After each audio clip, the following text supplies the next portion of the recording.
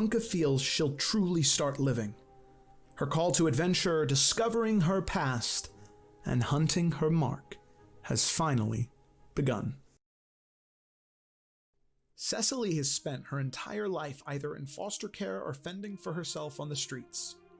Seemingly nothing has worked out in her favor in her short 15 years of life. But one day, during an emotional breaking point, Cecily suddenly and unknowingly unlocked magical powers within herself. She caused quite a mess, and now, confronted with all sorts of questions about her abilities and purpose, she finds herself on the streets once again, running from what she's done. Her sorcerer powers continue to grow, much to her surprise, but she still has no idea where they came from or how to own them.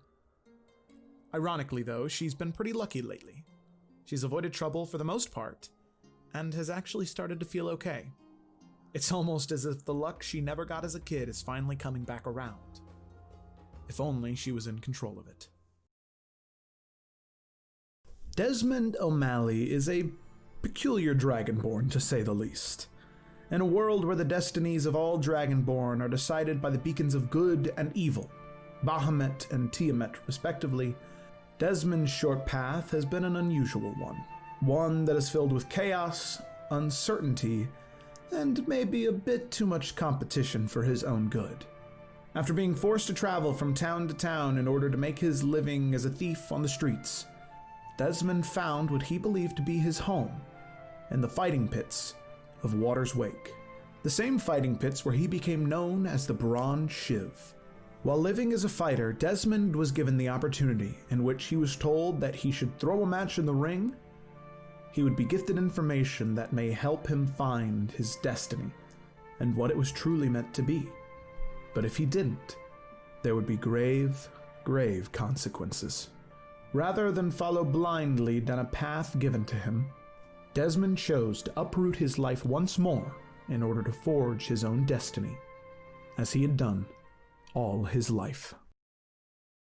Ashima Peregrine, the dedicated and aloof monk of the Tongwu Path religion, came to the party from a faraway nation, the nation of Loshar. He arrived in Summer's Rest with his curiously silent master to practice empathy for the world through exploration and the teachings of harmony to all creatures. Although Ashima's short stature and halfling carefree demeanor portray him as naive in the eyes of some, he is quietly believed to be the 11th reincarnation of the great teacher and founder of the Tongwu Path by the ranks of his monastic order. The student robes that he wears represents what he still has to relearn in this life before becoming a teacher to his people again. While his meditation upon the cyclical nature of ki and shadowboxing have always persisted in his life, his path has taken a fork in the recent days. After getting arrested in a mistaken situation while trying to help his friend Bianca, Ashima has been thrust into a group of misfits and young minds. Although trapped in a group, Ashima is always and will always embrace the ebb and flow of fate, and sees this as an opportunity to console the members of his party with guidance and faith. Powasa Inoa, or Po for short, is a water genasi who grew up in the comforts of Water's Wake. Po's father raised his son with tales of Inoa warriors in the way of the Inoa Forge. Unlike other forges, Po and his father's forge was half submerged underwater. The quick currents of the water and Po's father's magical hammer allowed them to sharpen, shape, and craft beautiful weapons and armor, unlike any other in Bella Clara. Po has not seen or experienced much beyond the forge in Water's Wake, which is very strange for a 17-year-old in Noah.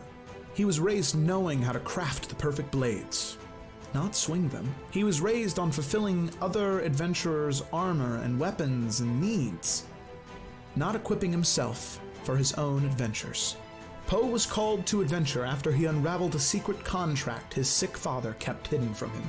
Po fled town in order to fulfill it and help his father and their forge, taking with him only his father's magical hammer and the journal. Though Po finds himself unprepared for this adventure, unworthy of the Inoa name and surrounded by hopeless companions, he's finding that his mission might actually lead him down a glorious adventure. And with every day that passes, he is called more and more to become the Inoa warrior he was destined to be.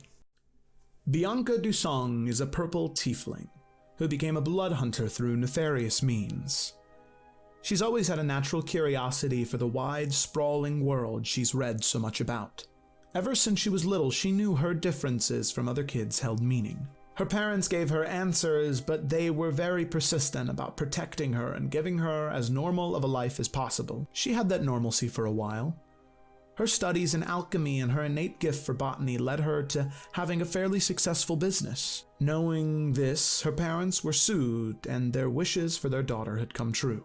However, Bianca's curiosity never left her. There's still so many unanswered questions about her family's past which affected her own DNA. This fascination with her genetics and the power that it may hold led her to seek out the old ways of the blood hunters. This new gift is where Bianca feels she'll truly start living. Her call to adventure, discovering her past, and hunting her mark has finally begun. Cecily has spent her entire life either in foster care or fending for herself on the streets. Seemingly nothing has worked out in her favor in her short 15 years of life. But one day, during an emotional breaking point, Cecily suddenly and unknowingly unlocked magical powers within herself.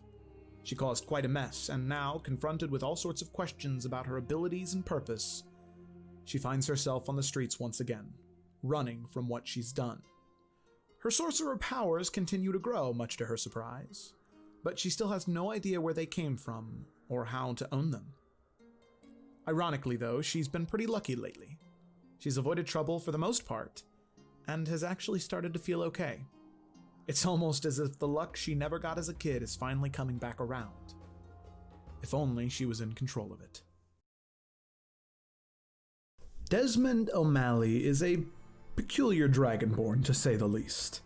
In a world where the destinies of all dragonborn are decided by the beacons of good and evil, Bahamut and Tiamat respectively, Desmond's short path has been an unusual one that is filled with chaos, uncertainty, and maybe a bit too much competition for his own good.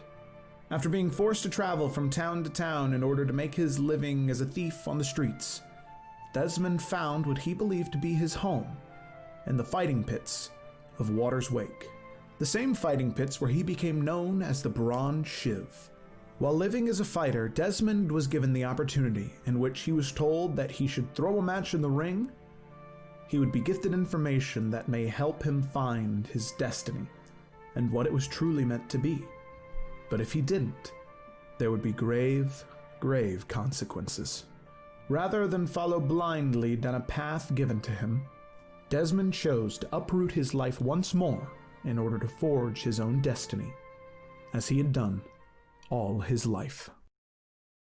Ashima Peregrine, the dedicated and aloof monk of the Tongwu Path religion, came to the party from a faraway nation, the nation of Loshar. He arrived in Summer's Rest with his curiously silent master to practice empathy for the world through exploration and the teachings of harmony to all creatures. Although Ashima's short stature and halfling carefree demeanor portray him as naive in the eyes of some, he is quietly believed to be the 11th reincarnation of the great teacher and founder of the Tongwu Path by the ranks of his monastic order. The student robes that he wears represents what he still has to relearn in this life before becoming a teacher to his people again. While his meditation upon the cyclical nature of ki and shadowboxing have always persisted in his life, his path has taken a fork in the recent days.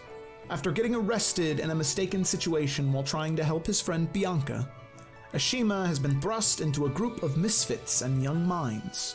Although trapped in a group, Ashima is always and will always embrace the ebb and flow of fate, and sees this as an opportunity to console the members of his party with guidance and faith.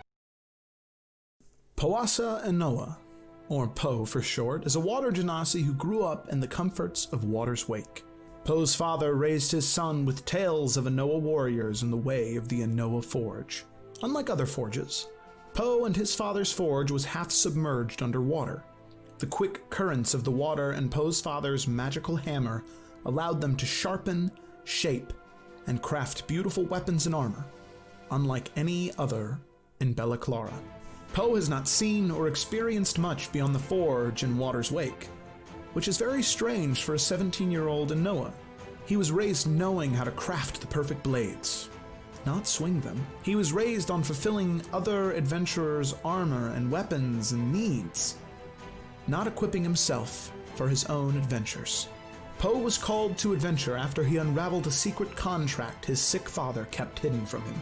Poe fled town in order to fulfill it and help his father and their forge, taking with him only his father's magical hammer and the journal.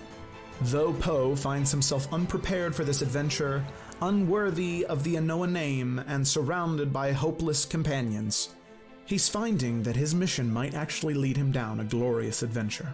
And with every day that passes, he is called more and more to become the Anoa warrior he was destined to be.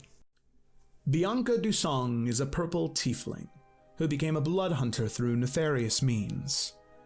She's always had a natural curiosity for the wide, sprawling world she's read so much about. Ever since she was little, she knew her differences from other kids held meaning. Her parents gave her answers, but they were very persistent about protecting her and giving her as normal of a life as possible. She had that normalcy for a while. Her studies in alchemy and her innate gift for botany led her to having a fairly successful business. Knowing this, her parents were soothed and their wishes for their daughter had come true. However, Bianca's curiosity never left her.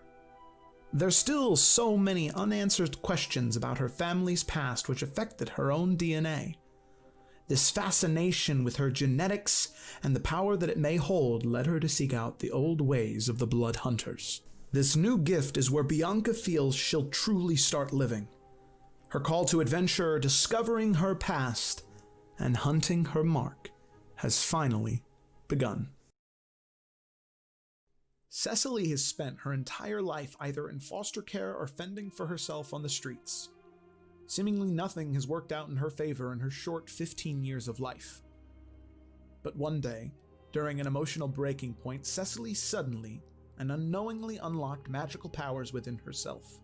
She caused quite a mess, and now, confronted with all sorts of questions about her abilities and purpose, she finds herself on the streets once again, running from what she's done. Her sorcerer powers continue to grow, much to her surprise, but she still has no idea where they came from or how to own them. Ironically, though, she's been pretty lucky lately. She's avoided trouble for the most part, and has actually started to feel okay. It's almost as if the luck she never got as a kid is finally coming back around. If only she was in control of it. Desmond O'Malley is a peculiar dragonborn, to say the least. In a world where the destinies of all dragonborn are decided by the beacons of good and evil, Bahamut and Tiamat respectively, Desmond's short path has been an unusual one that is filled with chaos, uncertainty, and maybe a bit too much competition for his own good. After being forced to travel from town to town in order to make his living as a thief on the streets, Desmond found what he believed to be his home in the fighting pits of Water's Wake, the same fighting pits where he became known as the Bronze Shiv. While living as a fighter, Desmond was given the opportunity in which he was told that he should throw a match in the ring. He would be gifted information that may help him find his destiny and what it was truly meant to be. But if he didn't, there would be grave, grave consequences. Rather than follow blindly down a path given to him, Desmond chose to uproot his life once more in order to forge his own destiny, as he had done all his life. Ashima Peregrine, the dedicated and aloof monk of the Tongwu Path religion, came to the party from a faraway nation, the nation of Loshar. He arrived in Summer's Rest with his curiously silent master to practice empathy for the world through exploration and the teachings of harmony to all creatures. Although Ashima's short stature and halfling carefree demeanor portray him as naive in the eyes of some, he is quietly believed to be the 11th reincarnation of the great teacher and founder of the Tongwu Path by the ranks of his monastic order. The student robes that he wears represents what he still has to relearn in this life before becoming a teacher to his people again. While his meditation upon the cyclical nature of ki and shadowboxing have always persisted in his life, his path has taken a fork in the recent days. After getting arrested in a mistaken situation while trying to help his friend Bianca, Ashima has been thrust into a group of misfits and young minds. Although trapped in a group, Ashima is always and will always embrace the ebb and flow of fate, and sees this as an opportunity to console the members of his party with guidance and faith. Powasa Inoa, or Po for short, is a water genasi who grew up in the comforts of water's wake. Po's father raised his son with tales of Inoa warriors in the way of the Inoa Forge. Unlike other forges, Po and his father's forge was half submerged underwater. The quick currents of the water and Po's father's magical hammer allowed them to sharpen, shape, and craft beautiful weapons and armor, unlike any other in Bella Clara. Po has not seen or experienced much beyond the forge and water's wake, which is very strange for a 17-year-old in Noah. He was raised knowing how to craft the perfect blades, not swing them. He was raised on fulfilling other adventurers' armor and weapons and needs, not equipping himself for his own adventures. Po was called to adventure after he unraveled a secret contract his sick father kept hidden from him. Po fled town in order to fulfill it and help his father and their forge, taking with him only his father's magical hammer and the journal. Though Po finds himself unprepared for this adventure, unworthy of the Inoa name, and surrounded by hopeless companions, he's finding that his mission might actually lead him down a glorious adventure. And with every day that passes, he is called more and more to become the Inoa warrior he was destined to be. Bianca Dusong is a purple tiefling who became a blood hunter through nefarious means. She's always had a natural curiosity for the wide, sprawling world she's read so much about. Ever since she was little, she knew her differences from other kids held meaning. Her parents gave her answers, but they were very persistent about protecting her and giving her as normal of a life as possible. She had that normalcy for a while. Her studies in alchemy and her innate gift for botany led her to having a fairly successful business. Knowing this, her parents were soothed and their wishes for their daughter had come true. However, Bianca's curiosity never left her. There's still so many unanswered questions about her family's past which affected her own DNA. This fascination with her genetics and the power that it may hold led her to seek out the old ways of the blood hunters. This new gift is where Bianca feels she'll truly start living. Her call to adventure, discovering her past, and hunting her mark has finally begun. Cecily has spent her entire life either in foster care or fending for herself on the streets. Seemingly nothing has worked out in her favor in her short 15 years of life. But one day, during an emotional breaking point, Cecily suddenly and unknowingly unlocked magical powers within herself. She caused quite a mess, and now, confronted with all sorts of questions about her abilities and purpose, she finds herself on the streets once again, running from what she's done. Her sorcerer powers continue to grow, much to her surprise, but she still has no idea where they came from or how to own them. Ironically, though, she's been pretty lucky lately. She's avoided trouble for the most part, and has actually started to feel okay. It's almost as if the luck she never got as a kid is finally coming back around. If only she was in control of it. Desmond O'Malley is a peculiar dragonborn, to say the least.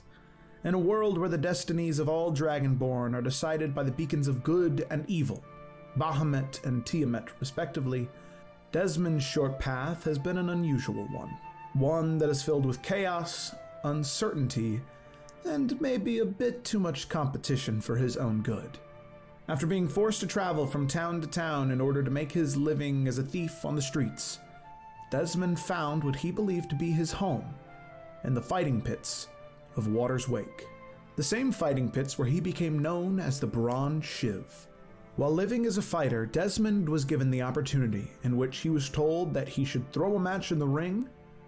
He would be gifted information that may help him find his destiny and what it was truly meant to be. But if he didn't, there would be grave, grave consequences.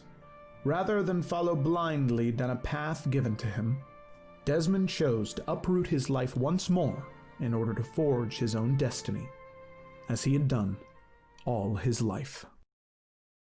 Ashima Peregrine, the dedicated and aloof monk of the Tongwu Path religion, came to the party from a faraway nation, the nation of Loshar. He arrived in Summer's Rest with his curiously silent master to practice empathy for the world through exploration and the teachings of harmony to all creatures. Although Ashima's short stature and halfling carefree demeanor portray him as naive in the eyes of some, he is quietly believed to be the 11th reincarnation of the great teacher and founder of the Tongwu Path by the ranks of his monastic order. The student robes that he wears represents what he still has to relearn in this life before becoming a teacher to his people again. While his meditation upon the cyclical nature of ki and shadowboxing have always persisted in his life, his path has taken a fork in the recent days.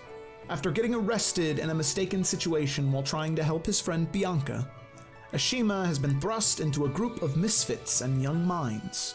Although trapped in a group, Ashima is always and will always embrace the ebb and flow of fate, and sees this as an opportunity to console the members of his party with guidance and faith. Powasa Inoa, or Po for short, is a water genasi who grew up in the comforts of water's wake. Po's father raised his son with tales of Inoa warriors in the way of the Inoa Forge. Unlike other forges, Po and his father's forge was half submerged underwater. The quick currents of the water and Po's father's magical hammer allowed them to sharpen, shape, and craft beautiful weapons and armor, unlike any other in Bella Clara. Po has not seen or experienced much beyond the forge in Water's Wake, which is very strange for a 17-year-old in Noah. He was raised knowing how to craft the perfect blades, not swing them. He was raised on fulfilling other adventurers' armor and weapons and needs, not equipping himself for his own adventures. Po was called to adventure after he unraveled a secret contract his sick father kept hidden from him. Po fled town in order to fulfill it and help his father and their forge, taking with him only his father's magical hammer and the journal. Though Po finds himself unprepared for this adventure, unworthy of the Inoa name and surrounded by hopeless companions, he's finding that his mission might actually lead him down a glorious adventure. And with every day that passes, he is called more and more to become the Inoa warrior he was destined to be. Bianca Dusong is a purple tiefling who became a blood hunter through nefarious means. She's always had a natural curiosity for the wide, sprawling world she's read so much about. Ever since she was little, she knew her differences from other kids held meaning. Her parents gave her answers, but they were very persistent about protecting her and giving her as normal of a life as possible. She had that normalcy for a while. Her studies in alchemy and her innate gift for botany led her to having a fairly successful business. Knowing this, her parents were soothed and their wishes for their daughter had come true. However, Bianca's curiosity never left her. There's still so many unanswered questions about her family's past which affected her own DNA. This fascination with her genetics and the power that it may hold led her to seek out the old ways of the blood hunters. This new gift is where Bianca feels she'll truly start living. Her call to adventure, discovering her past, and hunting her mark has finally begun. Cecily has spent her entire life either in foster care or fending for herself on the streets. Seemingly nothing has worked out in her favor in her short 15 years of life. But one day, during an emotional breaking point, Cecily suddenly and unknowingly unlocked magical powers within herself. She caused quite a mess, and now, confronted with all sorts of questions about her abilities and purpose, she finds herself on the streets once again, running from what she's done. Her sorcerer powers continue to grow, much to her surprise, but she still has no idea where they came from or how to own them. Ironically, though, she's been pretty lucky lately. She's avoided trouble for the most part, and has actually started to feel okay. It's almost as if the luck she never got as a kid is finally coming back around. if only she was in control of it. Desmond O'Malley is a peculiar dragonborn, to say the least. In a world where the destinies of all dragonborn are decided by the beacons of good and evil, Bahamut and Tiamat respectively, Desmond's short path has been an unusual one that is filled with chaos, uncertainty, and maybe a bit too much competition for his own good. After being forced to travel from town to town in order to make his living as a thief on the streets, Desmond found what he believed to be his home in the fighting pits of Water's Wake, the same fighting pits where he became known as the Bronze Shiv. While living as a fighter, Desmond was given the opportunity in which he was told that he should throw a match in the ring. He would be gifted information that may help him find his destiny and what it was truly meant to be. But if he didn't, there would be grave, grave consequences. Rather than follow blindly down a path given to him, Desmond chose to uproot his life once more in order to forge his own destiny, as he had done all his life. Ashima Peregrine, the dedicated and aloof monk of the Tongwu Path religion, came to the party from a faraway nation, the nation of Loshar. He arrived in Summer's Rest with his curiously silent master to practice empathy for the world through exploration and the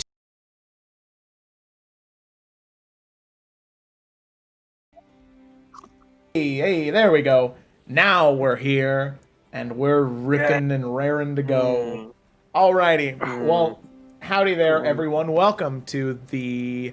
I almost said Explorers of Afera, because it's been a minute. It's been 2 weeks without ye olden Salamander Coast with good old best friends for life here. But we're back, and we're ripping and raring to go. I don't have a sponsor for this episode. It's just by tap water from my apartment complex. And water will keep you alive. This journal from Walmart, which is where all my notes are. And Wormwood Dice Vaults, or Dowmer Dice Vaults, because it was backwards. Are they gonna C&D us for that? Maybe, I don't know. But whoa! This episode is brought to you by the album Quebec by Ween. If I only show the Elvish, they have no proof. Sadly, I already showed the Wormwood part. Alrighty, but yeah, we're back. Thanks, Fel has wild magic. God, that's amazing. For that person is whoever they are. Yeah, gosh. Yeah, we know it's not anyone we know. We don't know anyone who's a wild magic. Yeah. Except for Mark. Except for Mark. Yeah, Mark is the only person. Okay. Anyway, I think that we should just dippity dive on in. So, without any further ado, Mark, are you ready for this?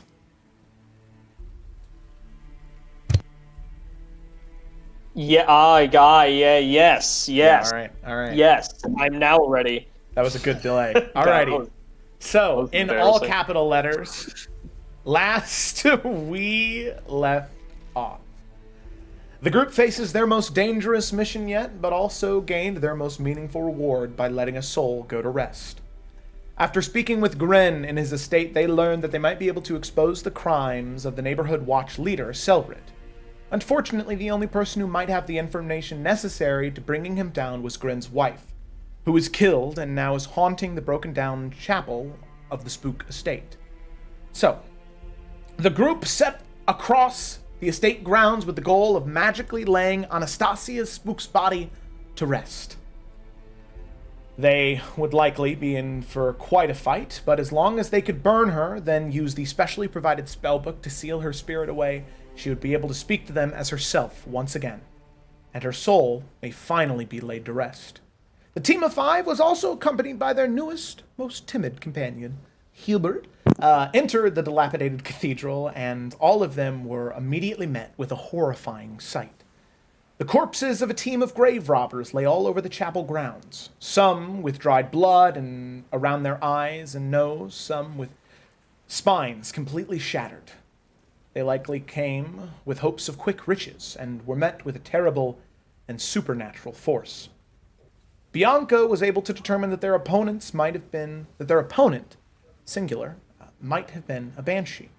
They would need to be ready for a fight. They would need to be ready to fight a psychological battle as well as a physical one. Ooh, I need to take a sip of water. Tongue twisters. The group pressed on, and it didn't take long for the true horrors of the haunted chapel to show themselves. They were pulled into a shadowy corridor by a strange, smoky presence, surrounded by an endless stairs and dim red light. As they proceeded, they were all met with a mental challenge, something that tried to trick them and pull them away from the group. Poe heard his father in trouble. Bianca heard her family questioning her decisions. Ashima heard a bird call that he associated with his master, and Desmond heard his former fight master berating his skills. All of them were able to shake the illusion, with the help of the others, all except Cecily. She heard a comforting voice of a woman she considered her only good parent, and she couldn't help but run towards it. She was trapped all alone, and she was consumed by the shadow of the angry presence that tricked her. By the time the rest of the group found her and brought her to safety, she was unharmed physically, but the event had clearly shaken her more than anything. There wasn't much time to think because the team had found themselves in the crypt of Anastasia, her body lying in a sarcophagus at the end of the sickly reddish room. They tried to burn her body as instructed, and the fight began. Her ghastly form rising up, weeping and screaming and bringing the party to the edges of their resilience. Ashima managed to use nearby pyre to light the body, but Cecily needed to use the spellbook to seal the spirit away. It was a difficult task, and her uncontrolled magic did a number on her body before she succeeded. She grew 3 strange prehensile tails, and seemed to age several years in a matter of seconds, as all of the effort surged through her. But finally, the task was done, and Anastasia was sealed away. They were able to talk to the spirit and learn the truth. Sips water. Good one. Selrid was at fault for her death. He had a pleasant relationship with the Spook Estate until his entitlement began to consume him. He killed Anastasia in the middle of the night, stole her brooch out of greed, taking what he thought he deserved. Odds are, he might still have that brooch, and his years-old crime could still be revealed. With her story told, Anastasia began to feel at peace. She told the group to let Gren know that her spirit would stay in the chapel and that he might be able to hear her singing on stormy nights. Her spirit faded, and the group recuperated, bonding more than ever before because of this near-death experience they all just had.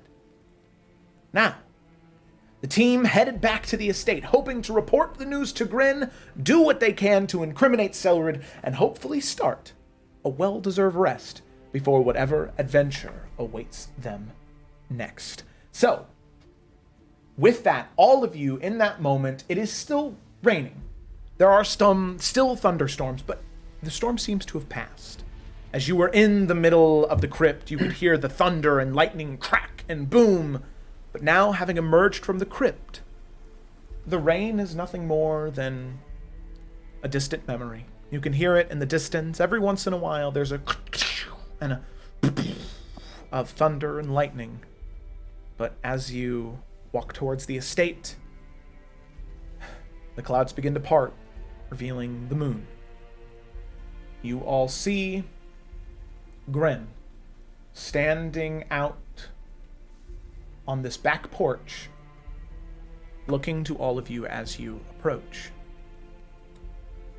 Now, as you do approach, you can see him standing, holding his cane, and you can see this just delightful smile come across his face as all of you approach, as the lights echoing from the cathedral change from that sickly red to a bright and welcoming light, almost like candlelight, flooding out of the cathedral, out onto the spook grounds, as he stands there and smiles as all of you approach. He says, "So, it is done then."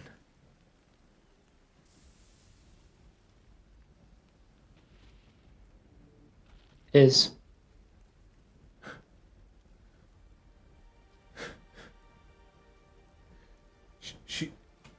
She's been freed. She has. And, she says that you can go and sing a song to her in the crypt on rainy days, and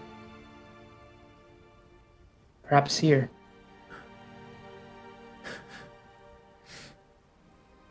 Poe, are you standing pretty close to him? Mm-hmm. Okay. He's just kind of like toss his cane off to the side and just hug you. And you can definitely tell that he's putting a lot of weight on you. And he says, "Thank you so much. Thank you."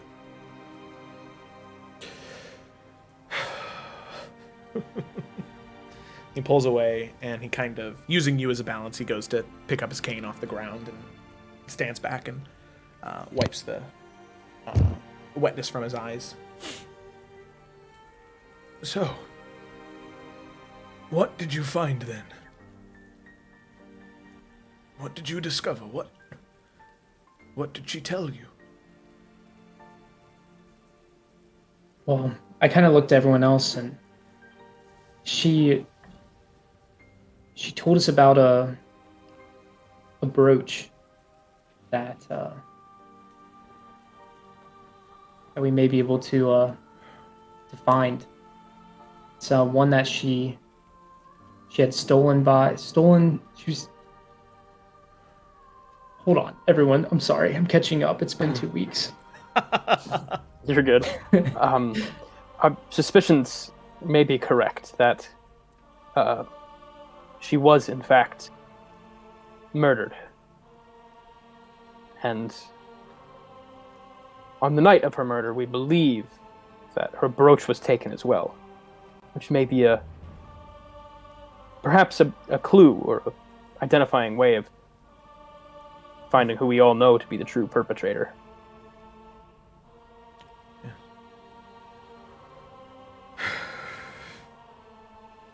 I had no doubt in my mind who it was.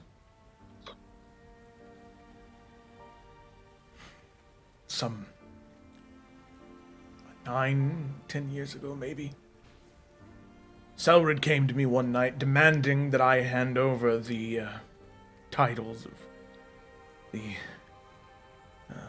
neighborhood watch to him. He be the sole proprietor and owner of it.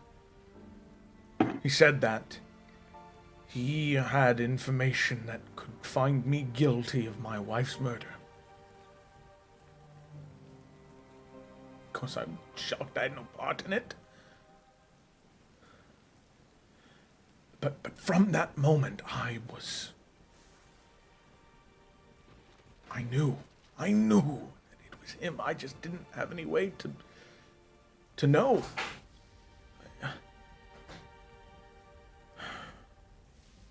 So then she told you that he was the one. Yes, she did. It is without a doubt that Selrid is culpable.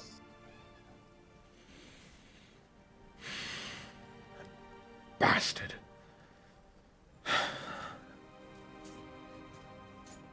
So,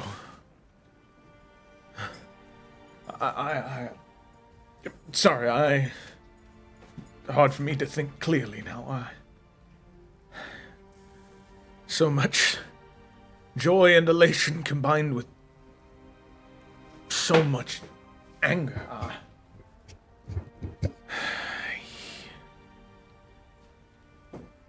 well, then he needs to be brought to justice. And I understand all of you have done so much for me. So much that I can very barely repay. If you all wish, I will pursue this on my own. You all can go on and do whatever you wish. And I will make sure he's brought to justice. I don't know how. No one in this town believes me of anything anymore. God's willing, until my final breath, I will bring him to justice. Are you sure this is something you can do on your own? I mean... Well, I don't know. Don't know. I just don't. You all came to me asking for help. And I've really given you nothing except sending you to what could have been your deaths. I don't know how I'll do it on my own. And of course, if you were willing to help, I'm sure that he could be brought to justice sooner, but I don't want to put you all in a situation that you'll regret. Much like I'm sure you were when you were in there. So I would Go ahead. Perhaps it's best for your spirit to rest on the happiness that your wife has been laid to rest. And allow us to dispel the suffering and bring him to justice.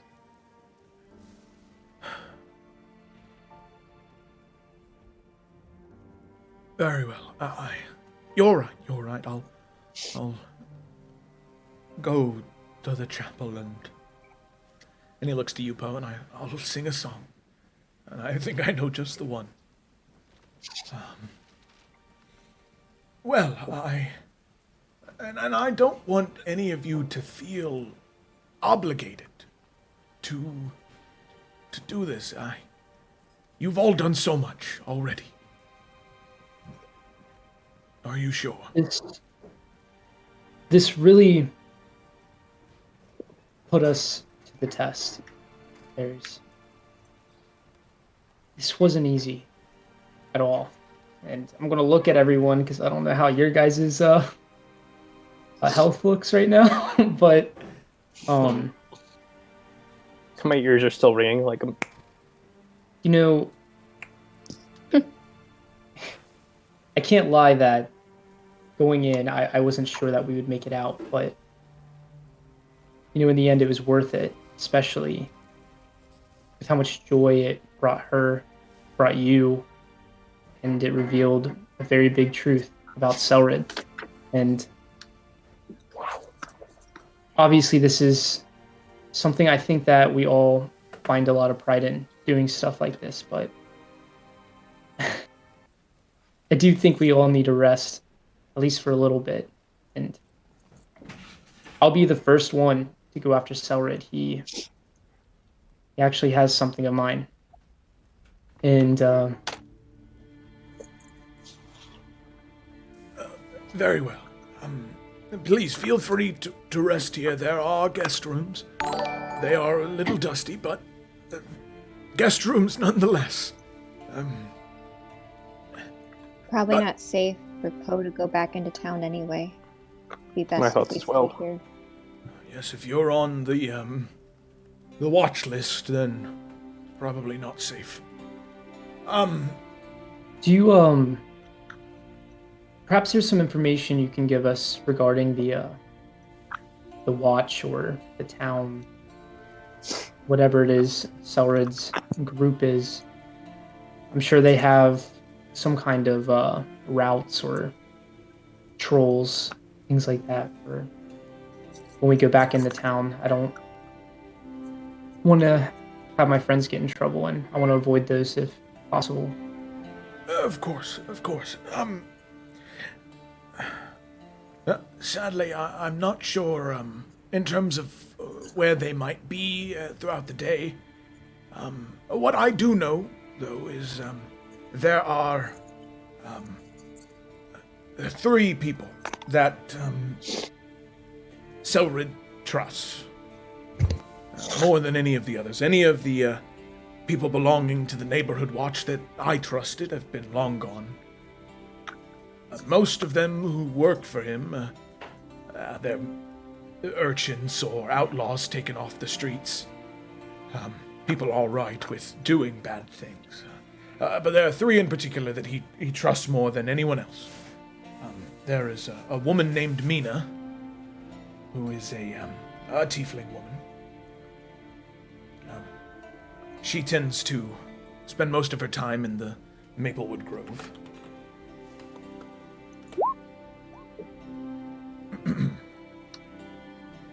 There is Gerald. He's a gnome man. He spends quite a bit of time in the market area. As far as I'm aware, he's the one who runs the books for Selrid. And then, finally, there's one who does not make his way out into the,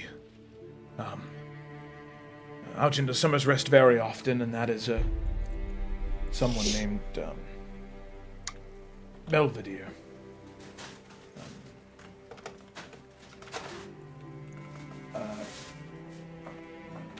Belvedere is he's a bugbear, taken from the wilds and practically raised by Selrid. Almost a protege, if you will. At least as far as I'm aware. I shudder at the thought, but it seems as though he is the one responsible for most of the fires around town.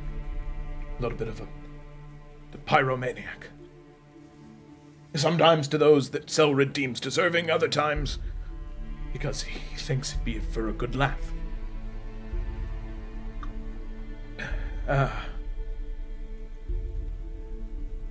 So. Clever scapegoat. Yes. That is as much as I know. Selrid is typically hides Belvedere near the Squatting Lion Inn.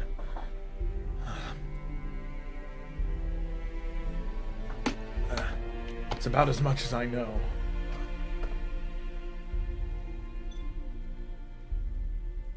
That's all right. Thank you. That was plenty. Well, more than we had to begin with. Definitely. Yes. Well, please, here, and he takes out a small key, and hands it to you, Poe, and says, that will unlock any of the rooms in the house. Second story, the first 3 doors on the left are all guest rooms. Feel free to use however many you'd like.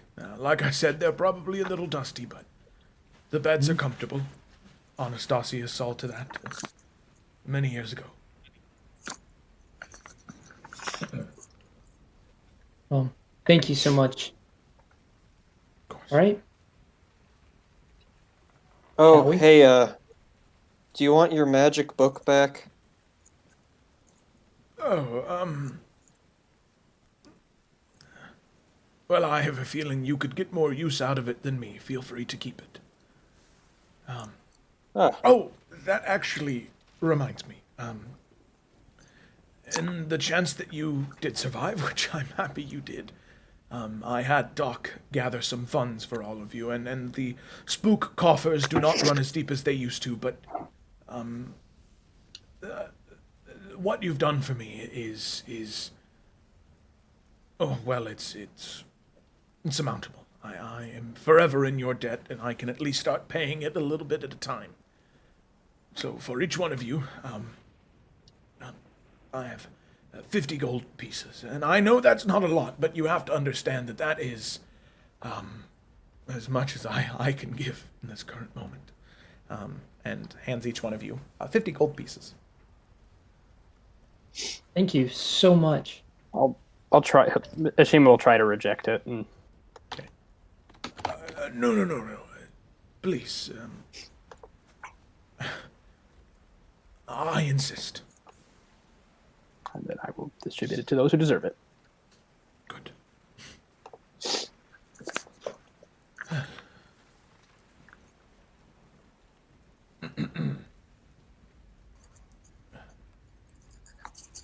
So, Looking around at everybody, like, bleeding and beat up and bruised.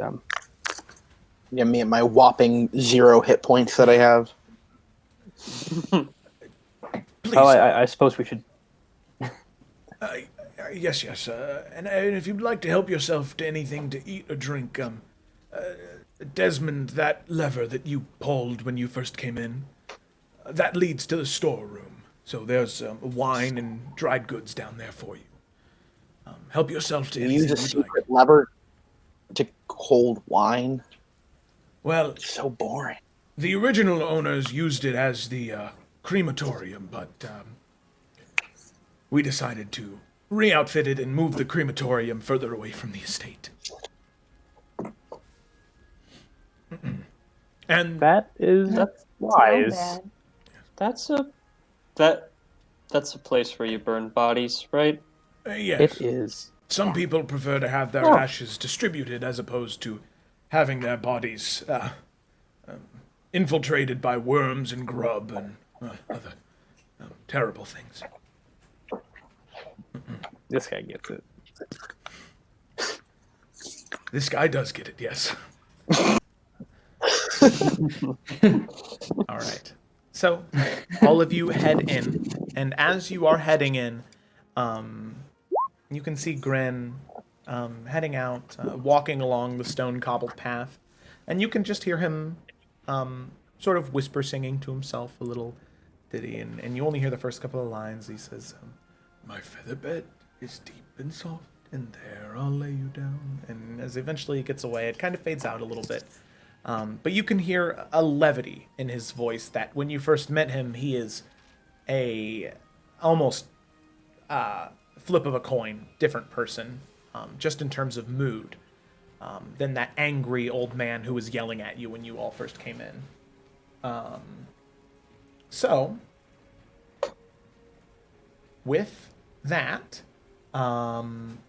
you all head inside, and I'm assuming you guys just head straight to rest, correct? Oh yeah. Okay, Already. Yeah. On the dusty bed, just So, like- flop and dust is everywhere. I might sleep for 3 days straight. It's a possibility. Okay, so I do One want to day say for each something. hit point missing. Full rest is going to work like normal. I know that I had talked to Mark and Connor about changing it up, but we're going to have it work as normal, so you guys get back up to full HP, gain half your hit die back in case you used any of that.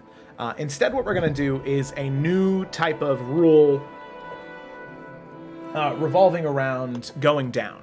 So whenever you drop to 0 hit points, there's no super terrible like injury effect or anything like that. Instead, you take 1 point of exhaustion anytime you drop to 0 hit points. So to kind of help eliminate that whack-a-mole thing that was happening, where it's just like down and up and down and up and down and up and down and up, over and over and over again. So each time you are brought back from 0, that's a point of exhaustion. We don't have to worry about that right now, because you weren't keeping track of that before, but it's just something to know going forward. Anytime you drop to 0, that is 1 point of exhaustion. When it comes back up, will you remind us what each point of exhaustion does? Yeah, it's actually, I think it should be on your character sheet. Sure. Character sheet. Man, Roll20's got everything. Yeah, it does. I think you might have to enable it manually. Rules and reminders. Proficiency by level, encumbrance, inventory, features, proficiency. Aha! So what you need to do is you need to go into your you need to go into your character sheet, and hit the settings cog, and then scroll down. It is like right above the Charactermancer stuff, and it says show exhaustion tracking, and you want to turn that on. So when you go to your character sheet, you can increase your exhaustion to 1 or whatever, and it'll show you what it does. Cool. All right, Oh, nice. that's so nice. Yeah, roll 20's got everything, my guys.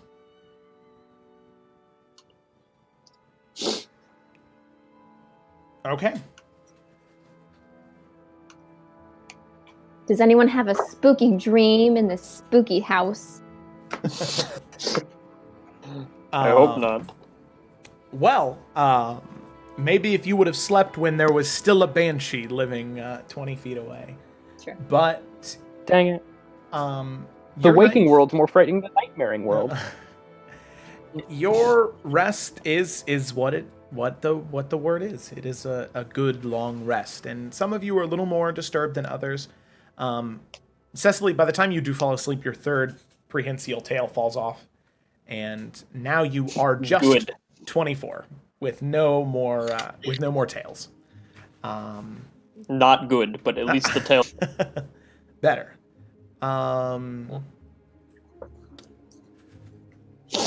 Actually, oh no. Most of you have uninterrupted sleep, where you dream and everything is fine. Some of you don't dream at all, but one of you in particular has a very, very, very vivid dream. So, Bianca, as you head to sleep, there are a lot of questions going through your mind, especially after what had happened in there. You have this feeling where when you left, your parents were generally supportive of what you were doing. So why would those thoughts be creeping into your head? You start to see Belka. You start to see where you grew up and the house you lived in. And you start to see these just they stand out so much in your dream, these shades of green that just stick out more than anything. Not a sickly dark green, but an almost teal green. That whether it be a banner that is supposed to be purple and gold, it's green and white. And it's just everywhere as you're sort of reliving these moments from your past. It's just always with you. It's always near you. It's always watching. Eventually, you jump ahead and you see your shop. Just sitting, minding your own business, reading a novel about heroes of the bygone age and wishing you could be one of them. And then there's a pring at your door. You look up and you see her. You see Rolius. She smiles. A very toothy grin. Hello, darling.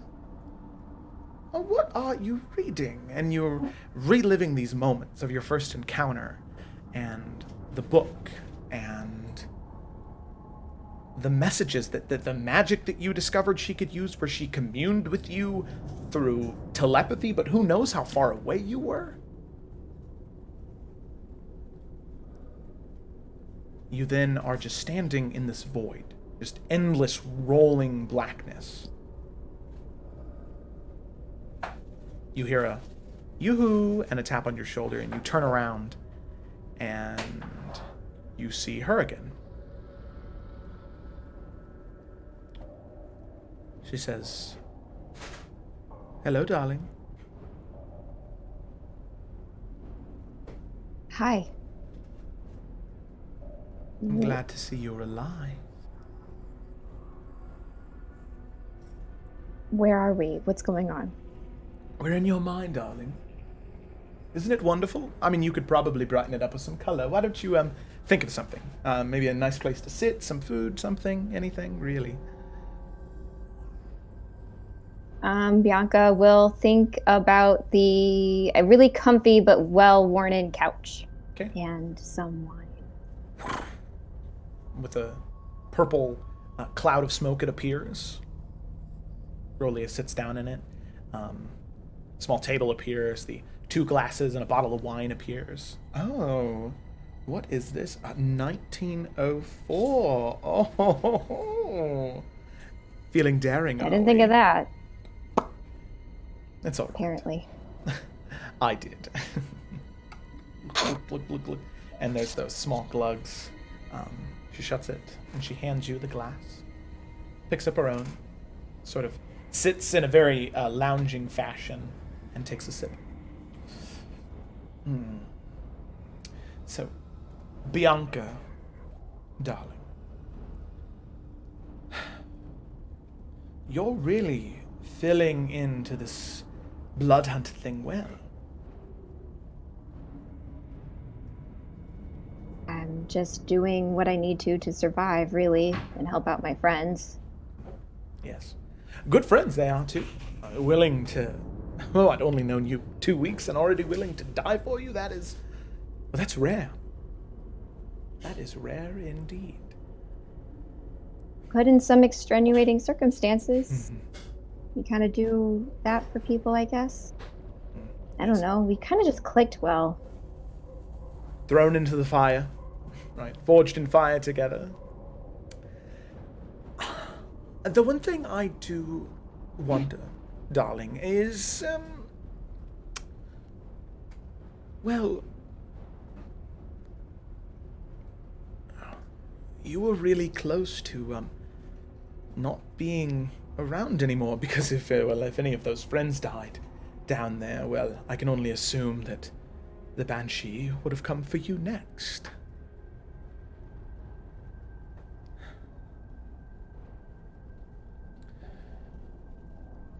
Bianca, what do you want?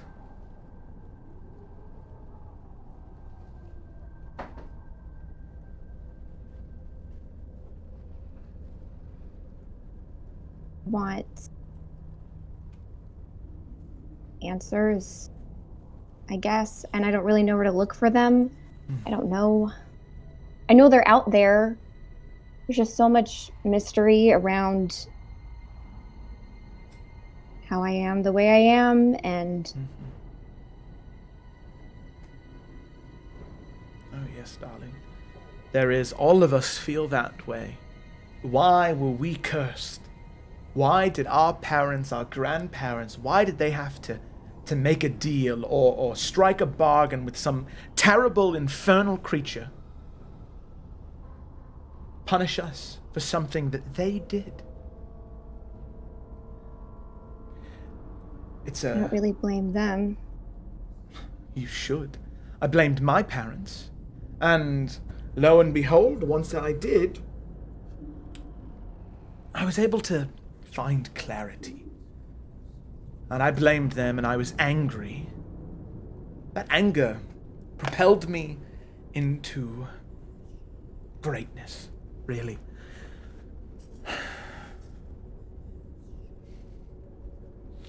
But I don't want to take out my anger on them. I want to take it out on the demon that caused all this. Everything, the stuff I don't know about, why I'm me. Yes. And I don't know how to do that. Well, darling, lucky for you, I can help. Listen, I've made it no great secret that I am very, very interested in your progress.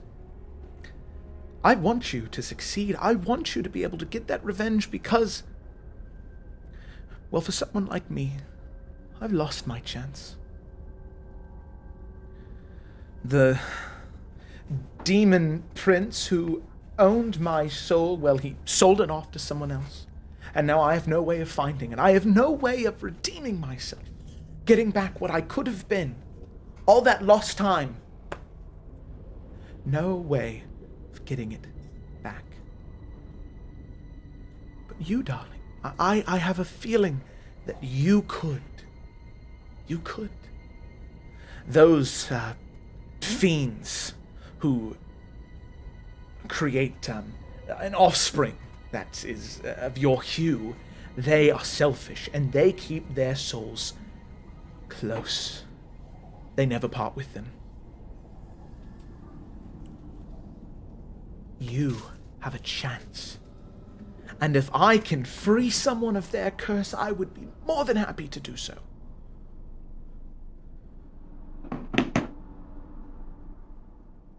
So, darling, I ask again, what do you want?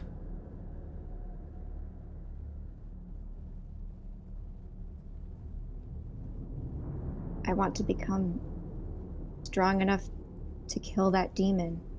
And I don't care if I lose my life doing it. I really don't. I don't want anything else in this world more than that.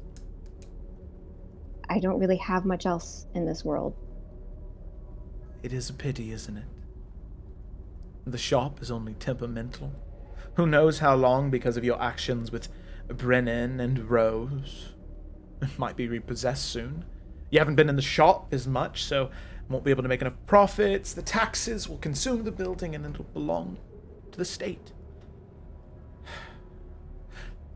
But what you have that they don't is you have someone in your corner who's willing to give you anything if it means you can succeed, darling. So, what do you say? The next time you need my help, you call for me. And if I can, I will make sure you get the help you need.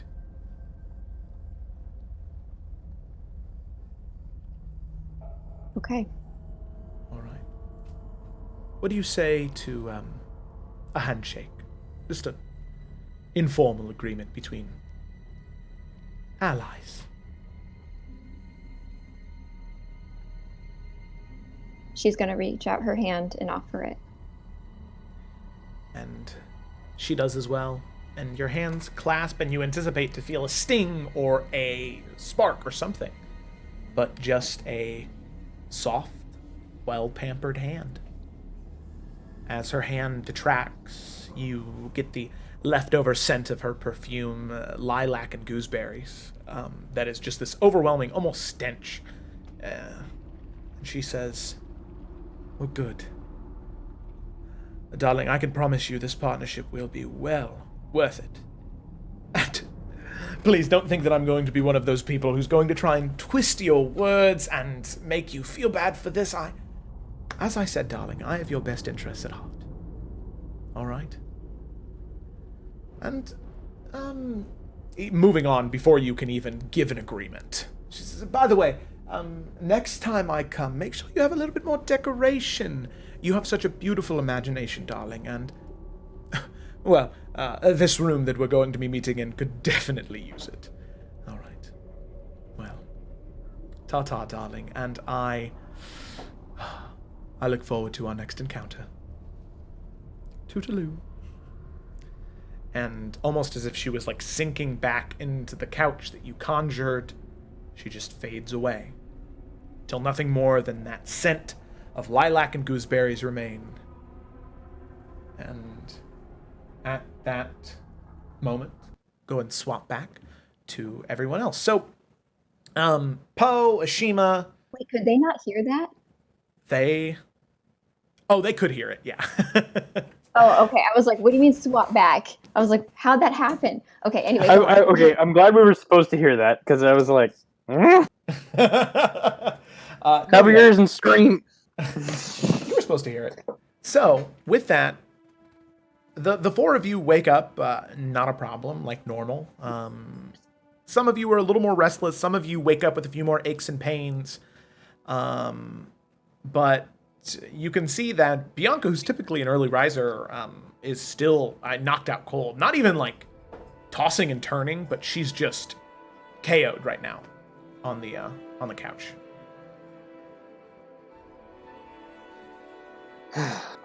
She's got the right idea.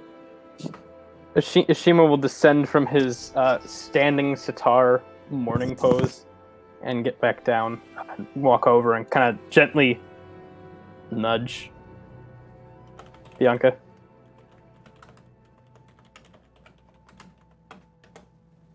Do I wake up? Yeah, with a nudge. Bianca, you're kind of shocked awake.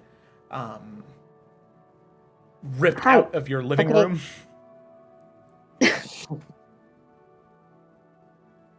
Hi, sorry. I overslept. No, not at all. We all needed our rest. It's simply that your rest didn't look very restful at all. Yeah, just got a lot on my mind. So do the rest of us. And then I'm gonna look at Ashima. But Desmond is correct, both in a humorous sense, but also in a more serious one. If there is something troubling with you, particularly with clarity in the mind, I don't speak as a monk. I speak as your friend. We all might be of some assistance. Thank you. Yeah, I think we all could just figure out what we're gonna do next. You know. Well, A that lot of certainly sounds like a plan. I like addressing the whole room. So, from what Gren has told us, it appears we have 3 different suspects to look at today, if we choose to.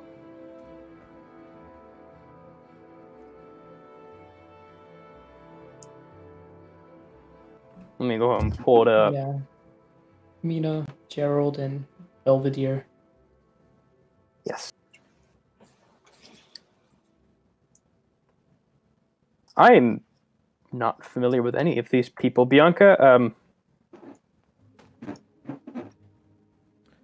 you wouldn't happen to be familiar with any of them, would you? You've heard of Mina, right? Yeah, Mina, yeah. And not like anything that she's ever been in your shop, but it's just kind of like people ask you if you know Mina, and you have never even had a conversation with her, but people always ask you if you know Mina. Do you know Mina? But I don't know the other 2 at all. Gerald, the name sounds familiar. I mean, there are a lot of gnomes who work in sort of that centralized market. Belvedere, no. I mean, you've never seen or even heard of a bugbear inside town. Okay. Yeah, I know Mina through word of mouth. Never met her. Gerald, probably, but not really anything of use. And definitely no bugbears. So never heard of that. Not even in Summer's Rest. So. That sounds. Did you say terrible. what's a bugbear? Yeah, what on earth is a bugbear? It's kind of self-descriptive. They're a bug and a bear. Yeah. It's terrifying. That would be. I always assumed from the title that they were more like a bug than a bear. I'd say they're the worst parts of both a bug and a bear.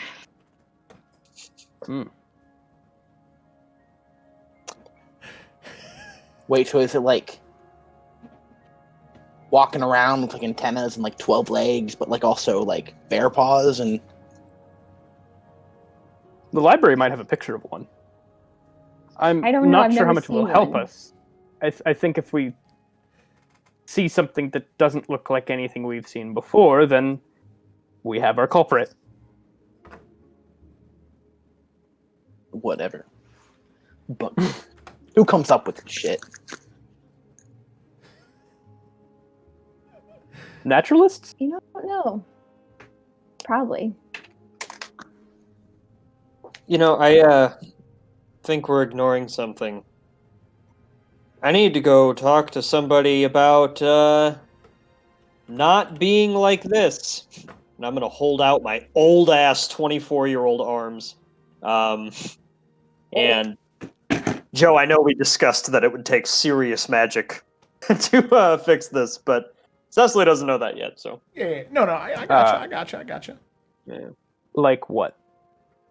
Fix what? Is this gonna be another one of those things where you tell me I'm like how I'm meant to be, and this is all just part of some plan, or I don't know. That's for you to decide. okay. Look, I get it. I get not wanting to just suddenly skip a couple of years of your life. I get that. We can help you figure it out. Yeah. Okay. Sure. Just I don't know. I don't even know if I should be bothered anymore. My body is not mine. It's never been mine. Whatever. It just Well, which I did am. you prefer, this or the tails? Oh, I mean, fuck. I could deal with this more than the tails, I guess. And what about being blue? You know, I don't need to bargain. I shouldn't have to deal with any of this. I don't want this. I don't want this. I'm tired of being a vessel for chaos. I want to just be a body.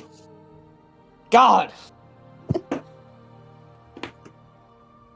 What do you guys think I should do about possibly being on the watch list? You're You're fine. probably on the watch list. Yeah, I'm on a couple of those. It's all good. Maybe Don't go out in public. Hide.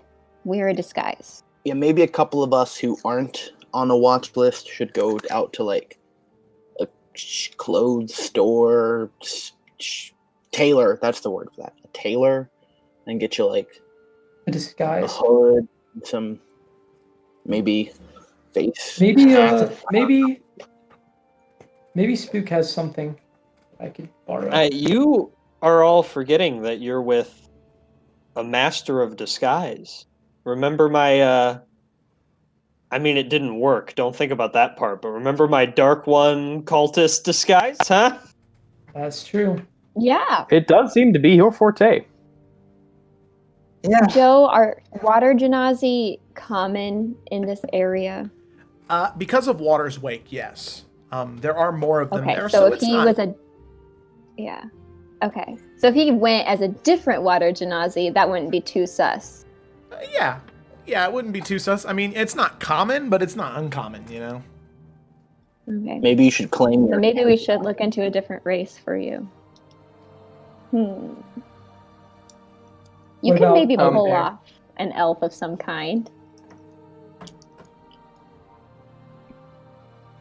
Maybe Probably, Cecily can turn you like blue with tails and 10 years older.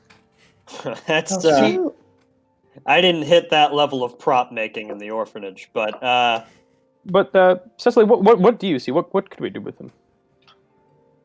Makeover. Your eyes know best. Play the music, like runway music. Like some queer eye for the Genasi eye guy. Okay.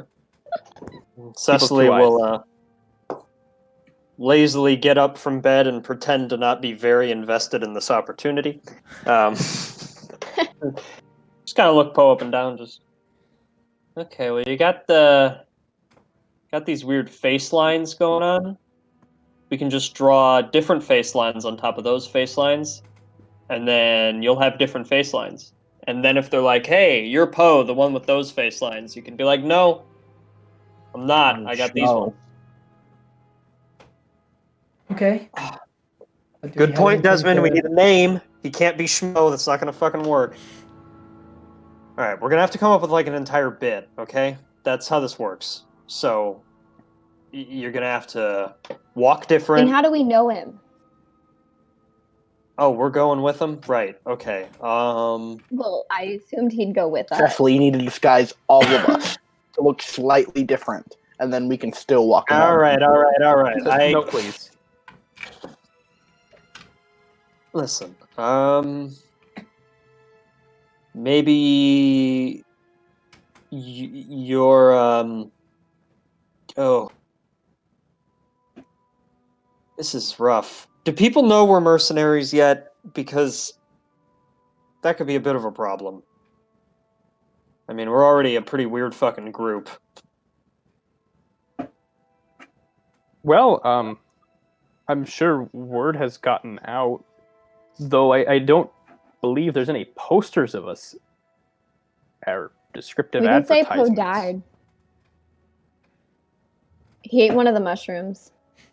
Oh, well, that would be very sad. It would be very sad, but Yeah, that'd be sad. very reasonable death. We could, But also yeah. sad to lie about it. No, that's nothing. So we can say that Poe is dead, and we got a replacement after a day. His name is Poe, and Oh, he's an man. air genasi cleric. Okay, this is more Felicity coming out now, so I'm gonna be done. All right. So we gotta cover up my lines. Is there a mirror in here? Yes. There is Wait, a hold on. very, very dusty mirror on a desk. Hmm. Pull the Leave curtain Poe off that one. here. You can get it. We really don't need to take Poe with us for a bit. Cecily, do you have all the things you need to do this, or do we need to go get you like makeup and paint and stuff? Joe, I think I have it. I have a disguise kit in my Yes, inventory. If you have a Okay. disguise kit, you have I think- everything you need. Yeah. Okay, cool. I think like rules is written, I would have to get rid of one of my disguises because I have a max of 2 or something like that. Mm. But I don't know if that is gonna come up too much. So, all right. Well, I'll keep the juggling one just in case. That seems important. But I'll. You still have the Dark One cultist? Yeah. So that I'd keep that one. Oh, but the juggling. I'm for the juggling. Okay. That would he could suddenly be like part of the Shallot College. I mean, okay, this ain't bad. Problem is the juggling outfit is supposed to fit me. I don't know. Might just have to make something new. Just a crop top for Poe. Find what. Yeah. But also we could just look and see what Spook has. You know, if you guys want to just like bring me a pile of clothes, that'll work.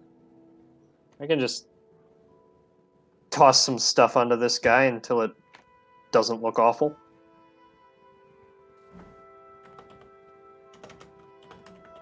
And All right. Bianca will go raid a bunch of closets. All right, we have 15 minutes. Whoever finds the coolest outfit wins, and then I'm gonna run off to look for It something. doesn't have to be a competition.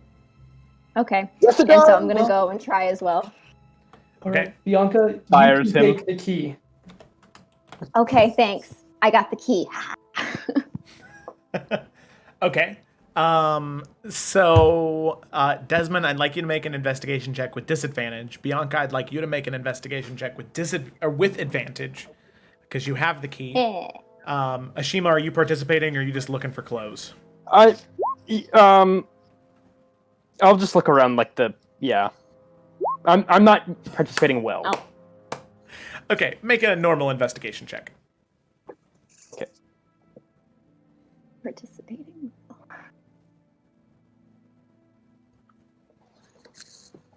Cameron still did better than me with a disadvantage. And you have a higher number.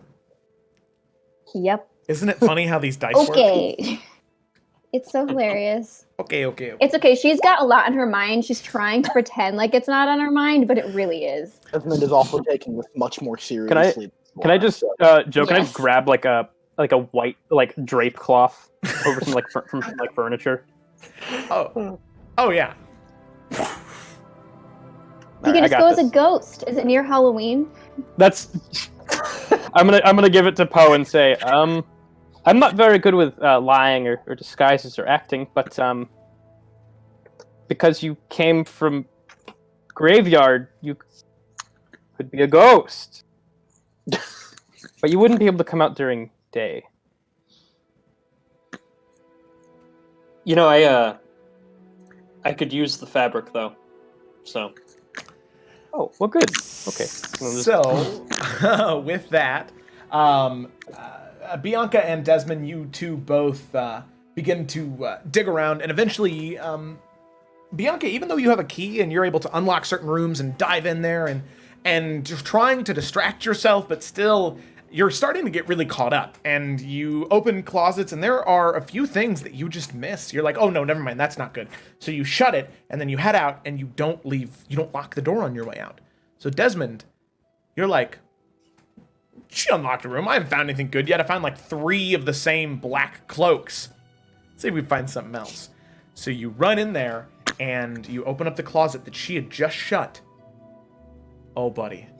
You see this wonderfully impressive, coat and a shirt with like a blouse with ruffles, these like triple pleated pants with like stockings and knickers, and these huge like buckle shoes, and it looks like it would be just the right fit for Poe.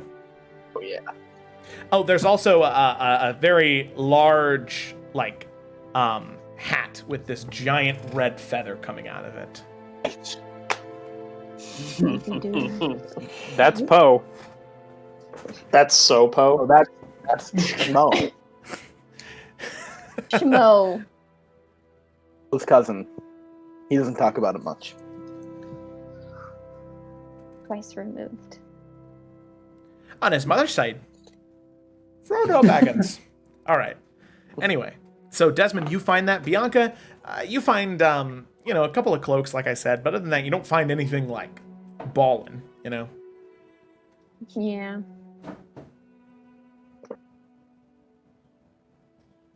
Here, Poe and Cecily, here's what I found in my work.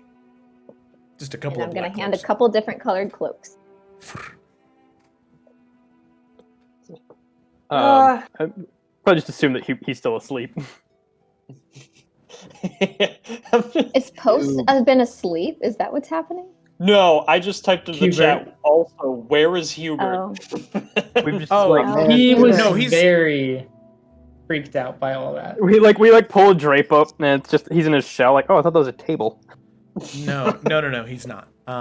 He has just kind of been sitting in the corner, just like not interacting at all, just watching you guys. Just he's slumped into his shell, but he's not been, he's not sleeping. He woke up with all of you. Bless you. Connor said, bless you. Everybody said, bless you. She said, Bless you. I didn't say it, but now I said. okay, well now Cameron said, bless you. Okay, Kayla says, I don't thank him. I was kidding. She said she's kidding. All right, enough of that. Telephone. So, Hubert's just kind of been sitting in the corner, just kind of slumped. I imagine that at this point, this is when Desmond has come in holding this giant lump of clothes. I'm going to drop all of them in front of Poe and Cecily, and then I'm going to pick up the hat, and I'm going to see that Hubert is looking down in the dumps, and I'm going to walk up to him, and I'm just going to look him in the eye and go, and place the hat on him, and turn around and walk away. Hopefully Nice. it'll brighten his mood. And It looks good on you, Hubes. Thank you. Oh, I appreciate it. Love, Hubert. Desmond, this is good. All right, change of plans. I'm gonna stop drawing Poe's face lines harder than I need to, and then I'm gonna just hold it all up to him. And so it's like this really royal, floofy outfit, right? Like it's too much. It is. And I was Was like, probably oh, Grin's yeah. whenever he had to go to a ball, Yes. All right, Poe. Here's the plan. You are a rich bitch. You're new to town. You're hiring us for a job, and you're showing us around town right now to explain the job. And you've never heard of Poe. None of us have ever heard of Poe. We're gonna have to go with that. What's my name?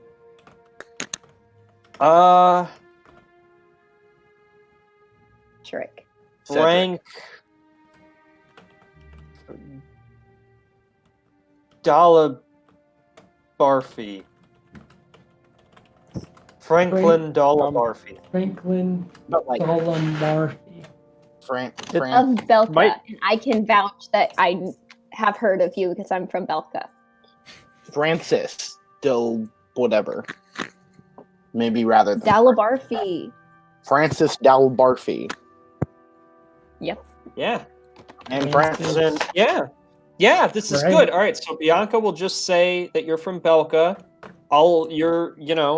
You're rich, so I'll just have to act like I hate you, which will come naturally, and then yeah, other than that, I Okay. think we're all set. Hiding in plain I will sight. just Alright. not speak. I'm going to put the clothes on. Nobody look. I'm in real quick. Get a better location. So, do I have the hat with the feather on it, or does Hubert have it? Hubert still has it on. Okay.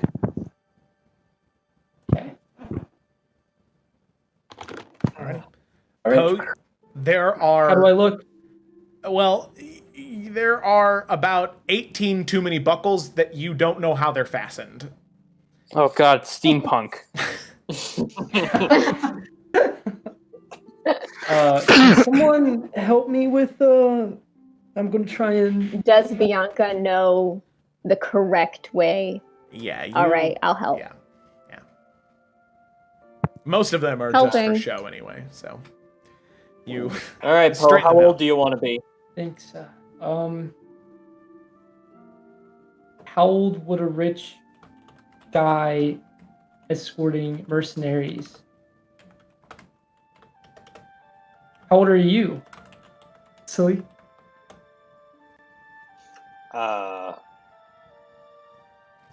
No idea, actually. I thought I had an answer. I don't. I feel like I aged 9 years. It was a very specific feeling. So, Does Cecily and Bianca look about the same age now? Actually, yeah. Because, yeah, you both, tieflings and humans mature at the same rate, so yeah. Well, I'm 25. so Bianca would not have said that with a fake mustache. She would have. I'm 35 with my fake knot mustache. I guess it doesn't matter. I'll just try and act older. in all right. Well, general let me just. and see You how don't that need to goes. act older. You just No, need to act richer. I just got to give you Act, some stuff. I'm gonna Act posh. give him some crow's feet, and then I'm gonna accentuate his cheekbones a little bit with some. Okay. Is it called bronzer if your skin is blue? I don't know. Well, it's probably called contour, actually. Bronzer's for something else. Thanks. Brown.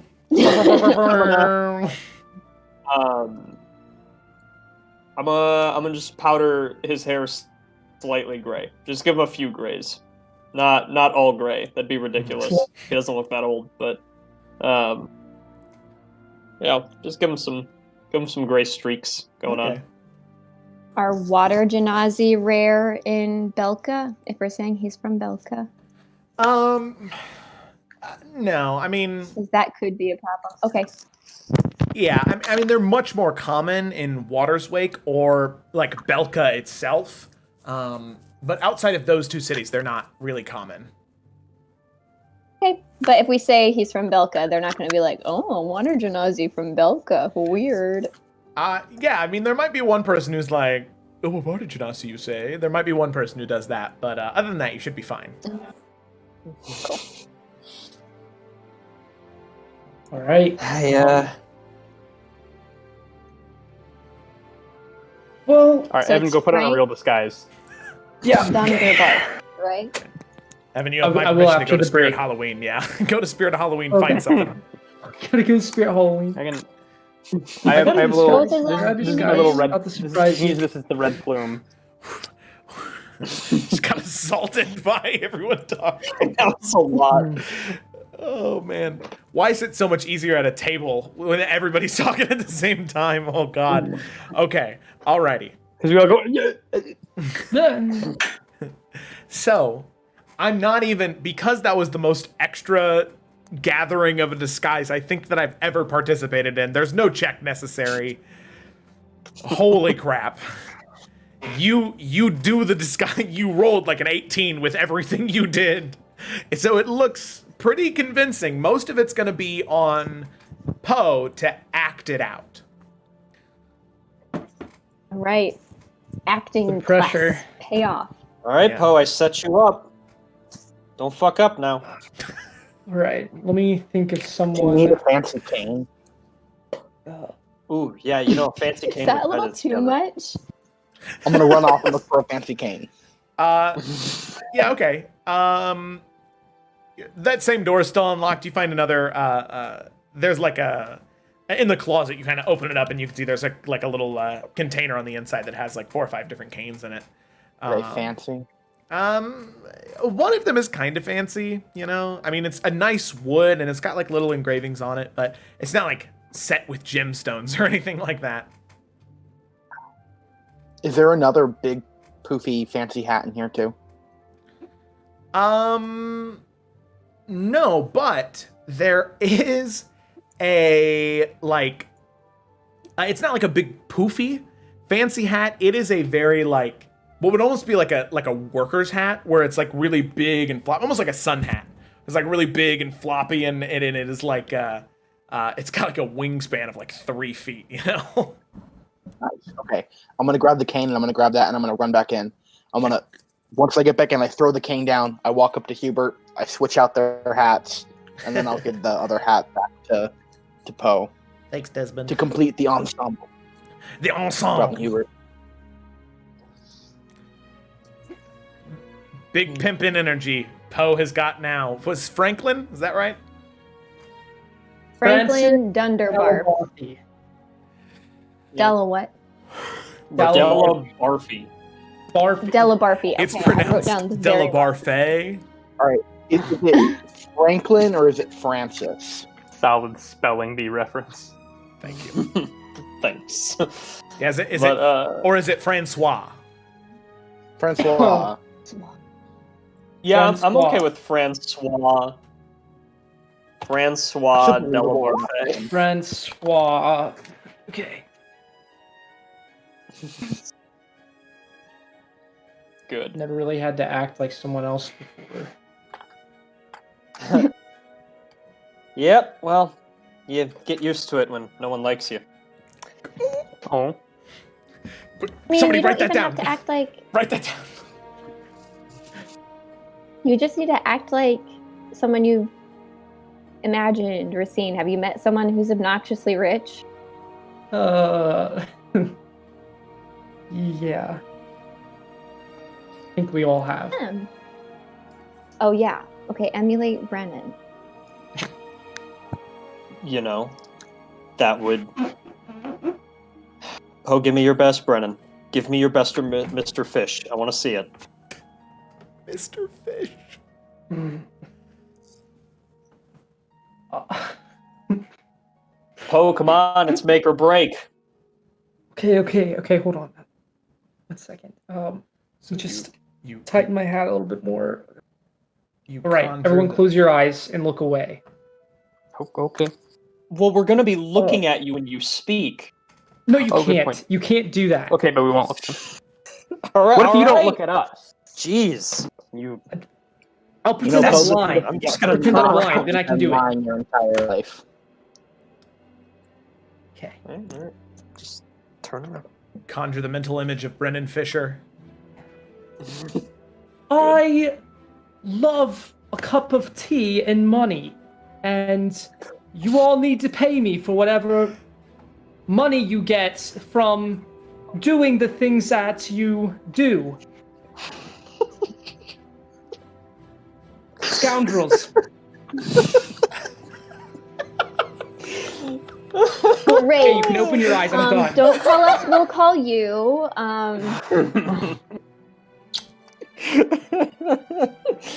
Okay. Poe, okay, sure. Just don't speak unless spoken to. But I think that's okay.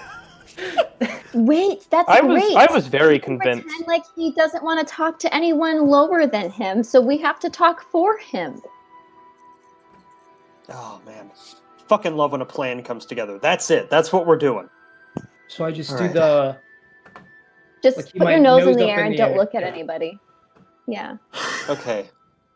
Last bit. that's it. Perfect. Last Got bit. What are you hiring us to do? Probably, exploit poor people or something. But like specifically. It could just be protection. I cannot speak, so I cannot answer that for you. He's hiring us for protection. He is very good. Yeah. Why don't we ask the spook guy if you could just get like some tea before we go? That'll really sell it, I think. Okay. Yeah, and we ask the questions, not anybody else. What do they do? That's yeah. That good job. All right. Thank you. That was my best. Cecily's gonna back up and take one last photographer look at Poe, make sure everything's good, and just okay. Guess we're ready to have another blast of a day in Summer's Rest. God. Okay. Alrighty, so you head from upstairs, you head downstairs.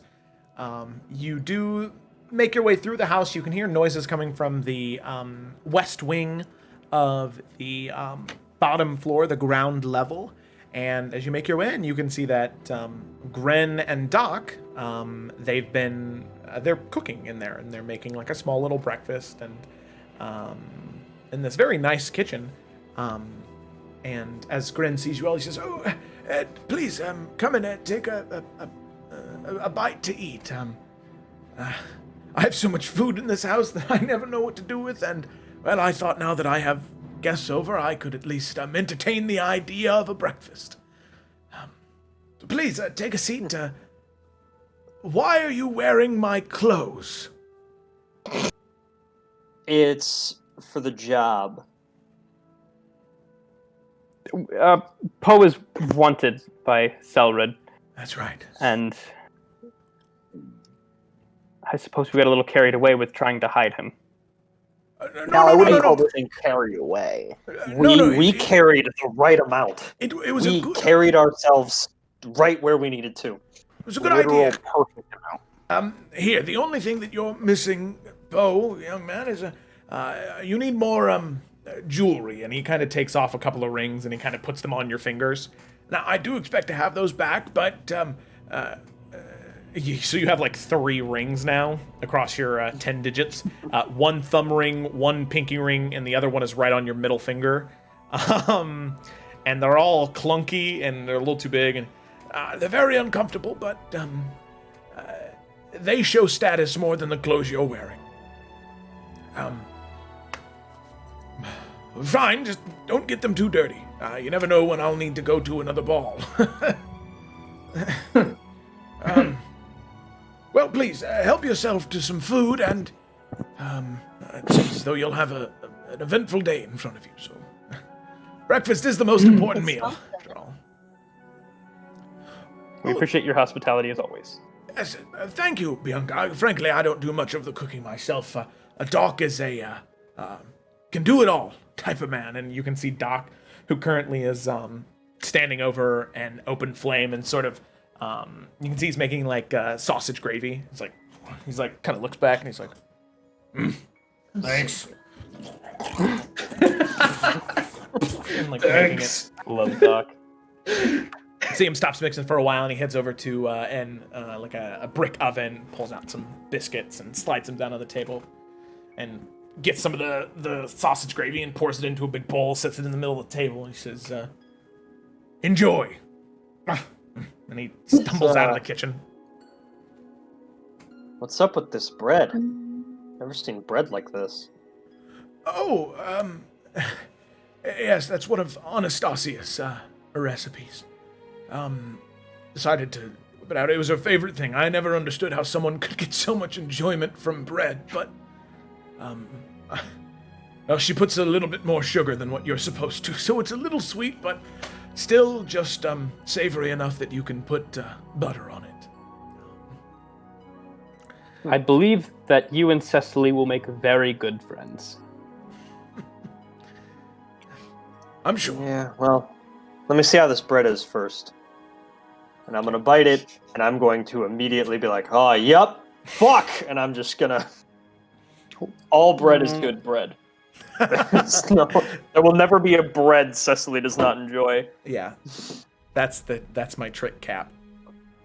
I always think that's good.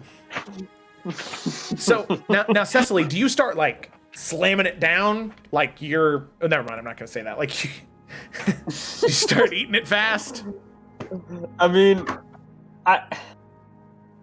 Probably, yeah. I still haven't learned how to eat the right amount of food. Okay, so as you do start to eat it fast, Grin's gonna go, oh, no. I understand you might be hungry, especially after all of that, but Anastasia always had a trick. Yes, chew and then swallow. Very good.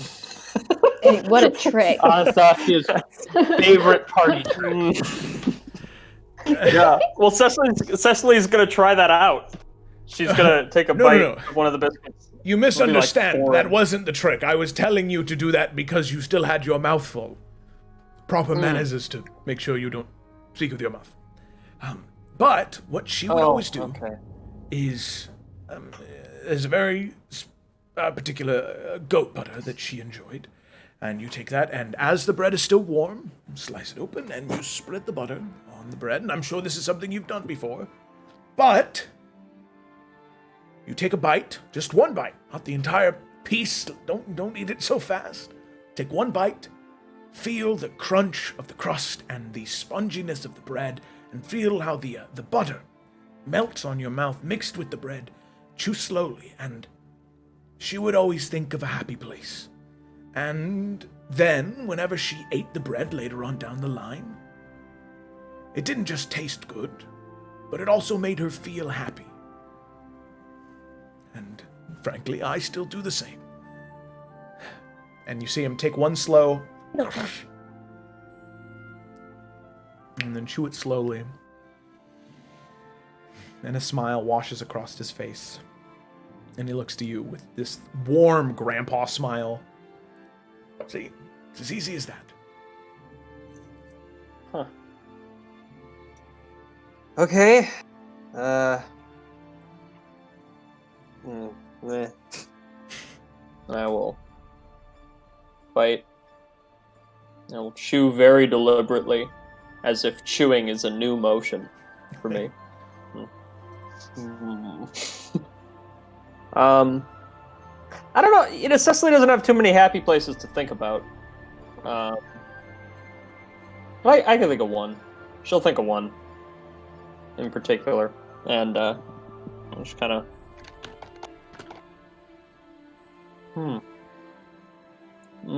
What place did you think about? Nowhere with you, Desmond. Nowhere with you.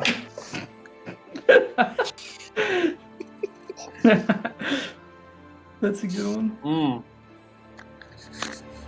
That should go in Dem quotes too, so I'm gonna do that real quick. That was some classic Desmond Cecily banter right there. Yeah. Classic. Now, don't do that with every food. Then the moment becomes less special. But with foods you really, really like, makes them all the better. Yeah. You know, guess this mercenary job has involved a lot of fucking eating, so maybe I could take more time with it. Better to take our time eating than violent parts. Well, yeah, I could just eat all day. Or just keep doing this. I won't have time for the violent part. I will continue to eat my buttered biscuit in that accent. I don't know what that was, but I'm gonna. Well, doesn't Ricky that Bobby, just say you butter like your crepes. biscuit? But yeah, I'm gonna keep eating this bread. This is a good kind of bread. I'm glad to have been exposed to it. Yeah, I'm just gonna. All right, that was my thing. Alrighty, sounds good. So as all of you were just eating this breakfast of some fresh fruit and then also the more hearty aspect of it, that biscuits and gravy that Doc had made. Well spiced, well seasoned, obviously very high quality ingredients. And as you all are eating and getting ready to leave, Grin says, just one more thing before you leave. I said it last night, and I will say it again. You all have done me a great deed. And the fact that you still continue to continue on down this road when there is no obligation to it at all. No one's forcing you to. I kept scratching my brain last night, trying to think of something that I could give as payment. That would be worth it. That would be worth the time and effort and loss that you're putting into this. And I just wanted to let you know that, provided everything goes accordingly with Selrid, well, I think I have something in mind that will, well, I hope that all of you will enjoy it. I don't want to give too many surprises away, but I just want to let you know that for doing this, I think I have something that you'll all rather enjoy. I hope this is the beginning of a long friendship too. I everything going on. I think I speak for everyone where I would love to be welcomed back to the Spook House. Of course, and hopefully in a year, this time in a year, we'll see many more people around these parts. Back when I was a younger man, there were always people in the Spook Estate. Deaths were not a foreboding, grave, terrible thing. They were a celebration of life. Hopefully, that'll change with what you're all willing to do. Well, I shan't keep you any longer. You have, well, quite the task in front of you.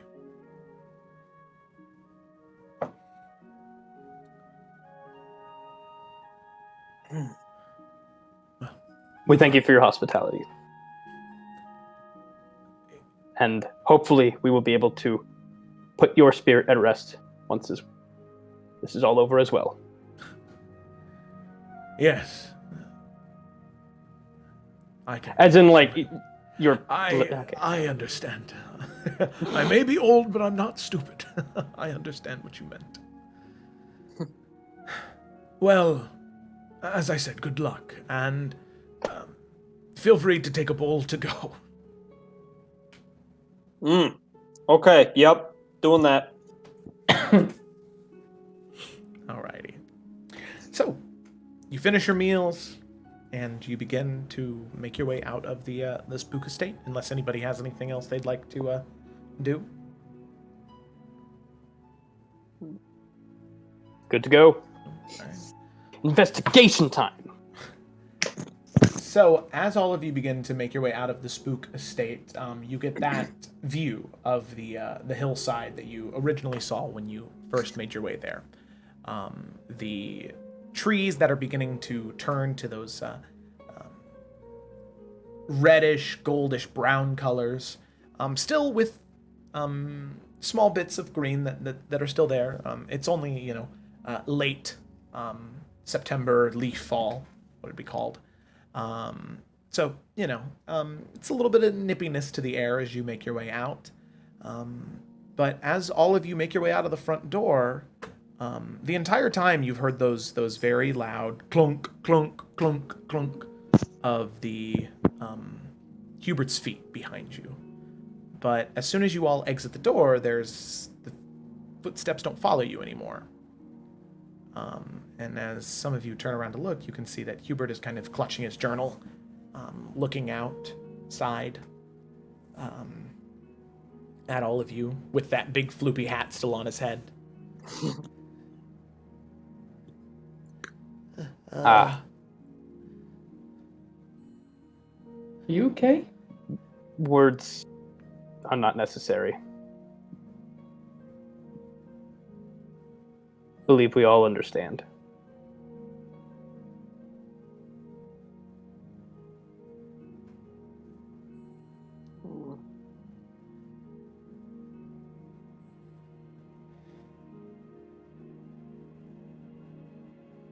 You don't have to come with us into the maw of danger.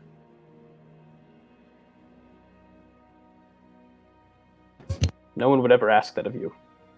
You've proven your bravery time and time again over.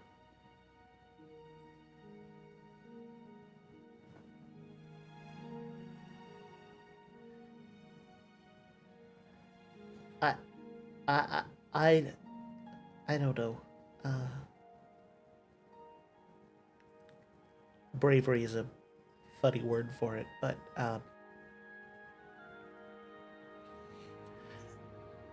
I think I just need some time to think. And also, I draw a lot of attention. If you're trying to be more incognito, I don't think that this is the right one for me.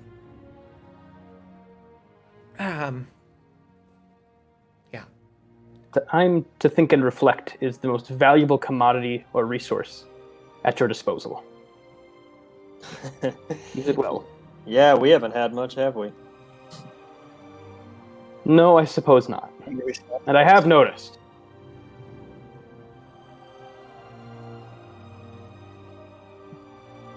You should take the time to do so, Hubert. To rest your thoughts. And think harmoniously. Okay.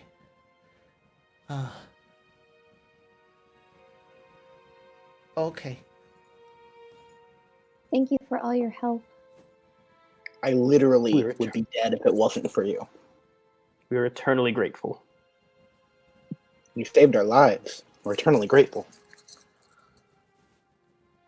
Okay. Yeah, sure. Look, good luck.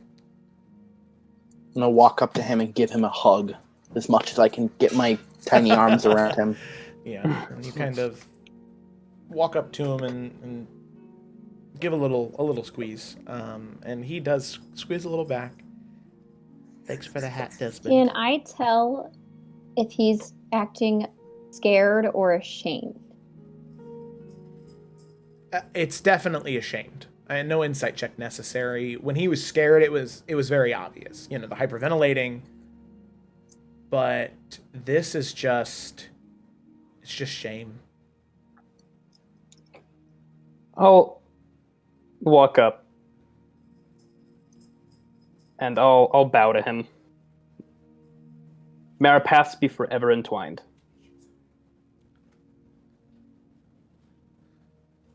They be forever entwined, yeah.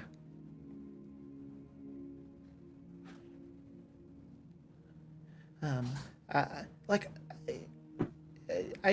just want to think, and I don't know.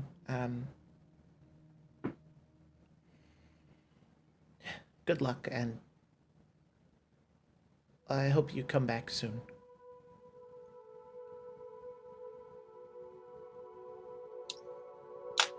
And he kind of waddles a little bit in the doorway, and then turns around, walks back in, and shuts the door behind him.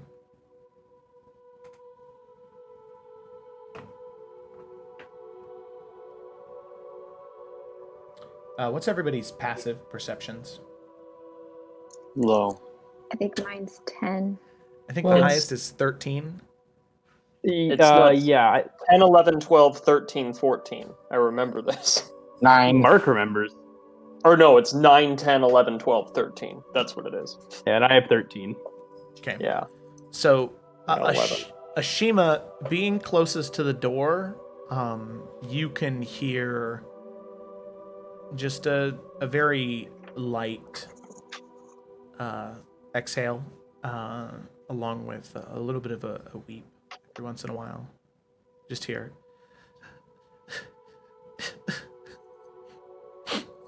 sniffles, and then eventually they fade away a little bit. Joe, you've killed off characters, and that has not made me as sad as this moment. This is an exceptionally sad thing.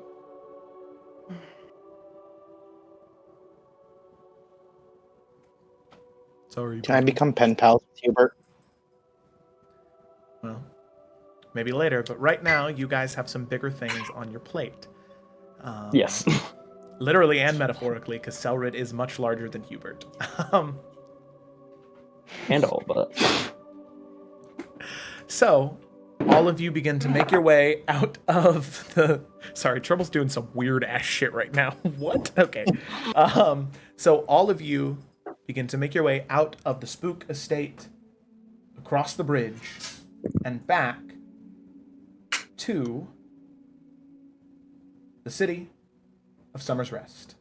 And with that, we're going to go ahead and take a quick break right there, and we'll be back in like 5-ish minutes. Make sure you're back in 5, because we will see the party begin to move towards some of these people, Mina, Gerald, and Belvedere, trying to make a move, maybe get some information, get some evidence, and hopefully prove that Selrid, the Furbolg mafia boss, is actually a bad guy. But we'll have to see when we come back. Bad celery. I Yes, will bad. spend 4 of the next 5 minutes doing push-ups. Go. Woo! Bye. We'll be back. We'll be back. And it's not muted yet. And it's not muted.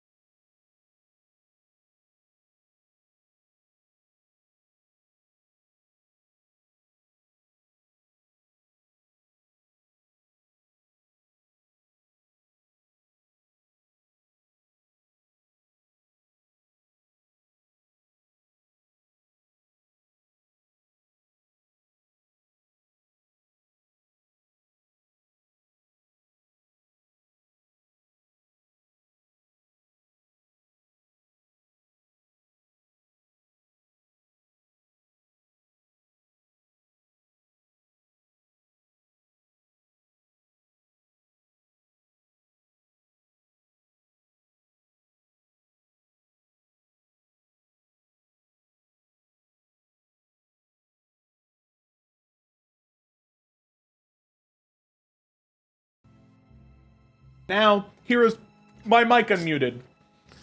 Howdy there, partners. Look at that. We've played for about 2 hours, and I can still see the thing from, like, when you log in for the first time. Look at that. That's good D&D. That's good role play. Alrighty. I don't know why I said that. Like, Bueller. I'm so upset. Still sponsored by water from my apartment. That hasn't changed at all. I love water. Sponsored by the band Ween.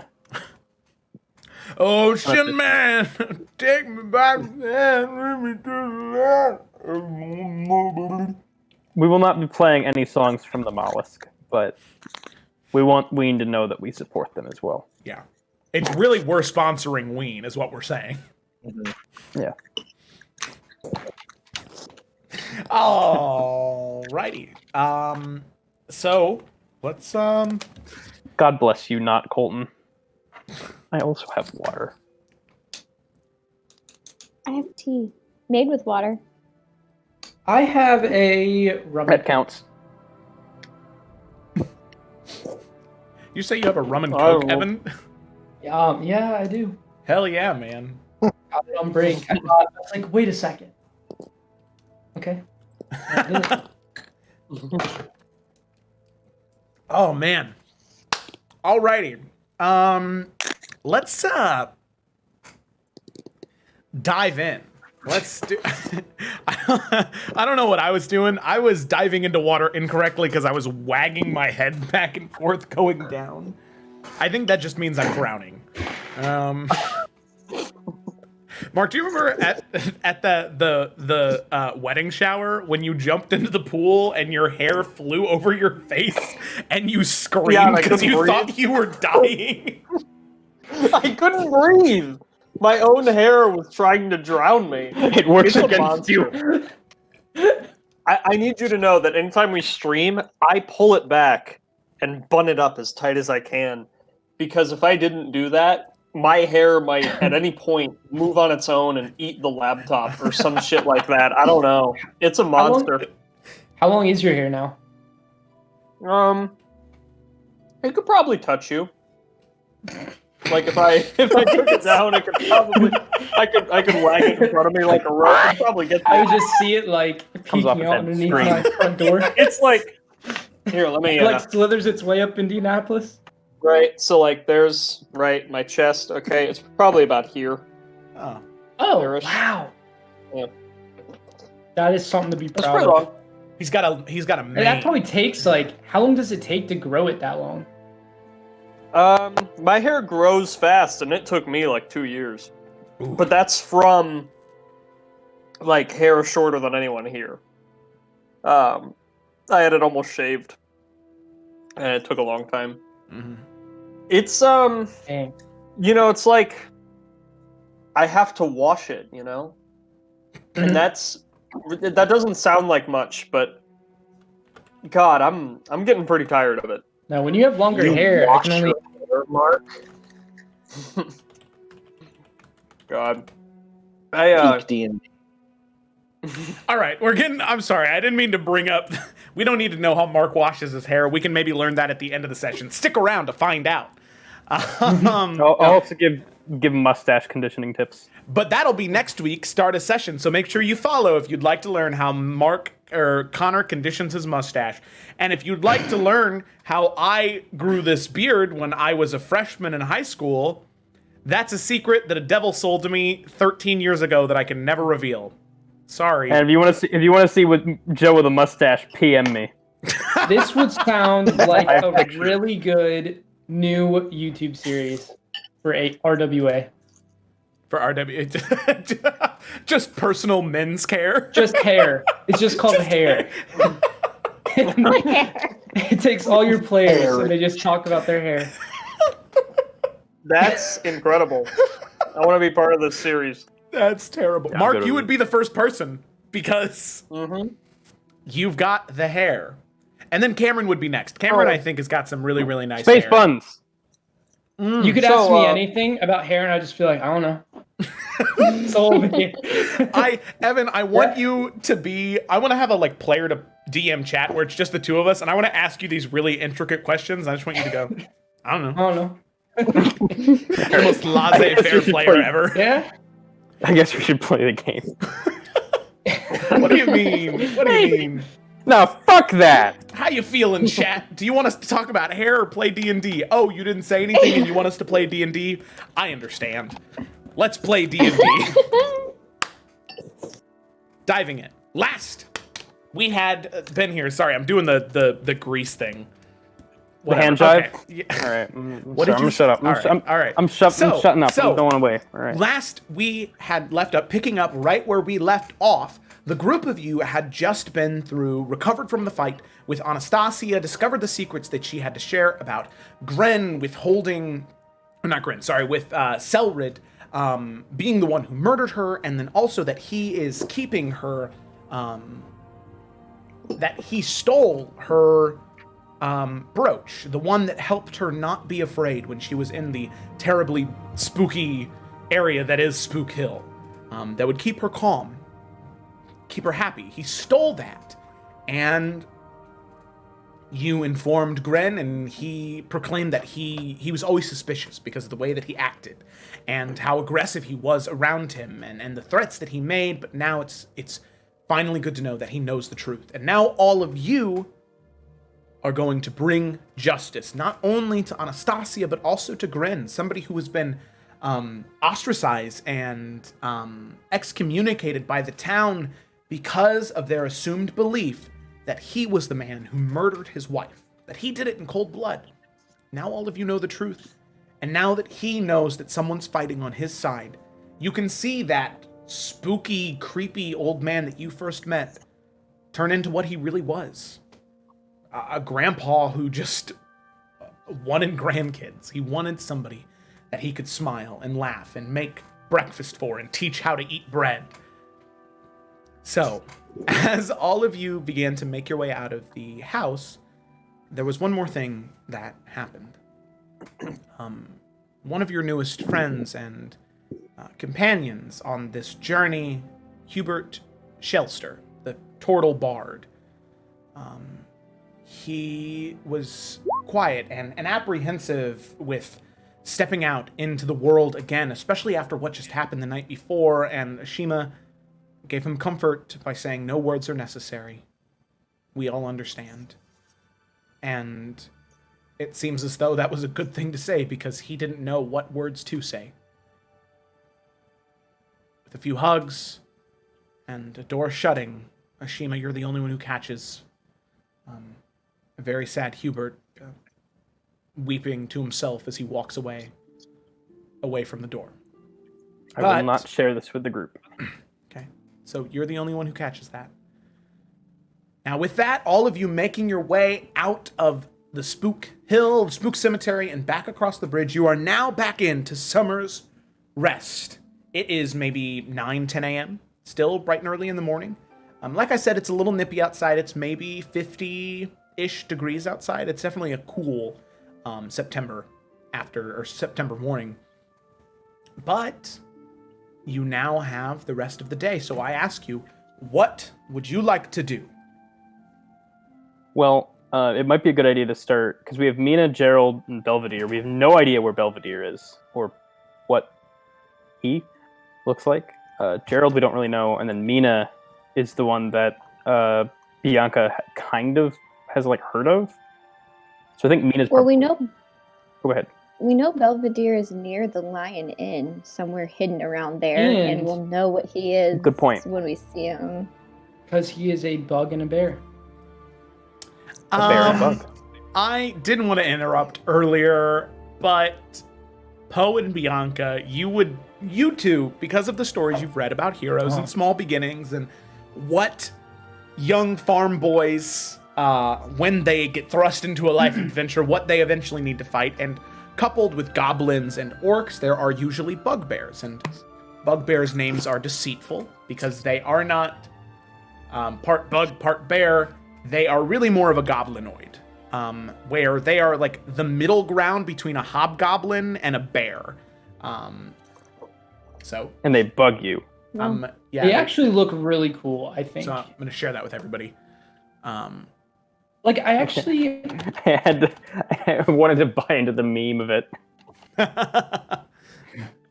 Okay, but it does look like the worst of bugs and the worst of bears. I was gonna say, like, I get bug vibes from, like, the face. I don't know. Not, like, antennas, but, like, the nose. I don't know. Depends on what you think the worst qualities of a bug are. The nose. Fair. Actually, To interesting me, is the that worst qualities bugbears of are... bugs are their hundreds of legs, so not this one. Like, bugbears are actually the only race in D&D, besides humans, obviously, that are actually, like, real. What? Sasquatch and stuff. Oh. Yes. Okay. All right then. Cool. Alrighty. So, the question is, you know where some of the... you know where these three exist at. You know where they're near. Mina in the Maplewood Grove, Gerald in the Market Square, and then Belvedere near the Squatting Lion Inn. So, I'll ask you a question. Where are we starting? Well,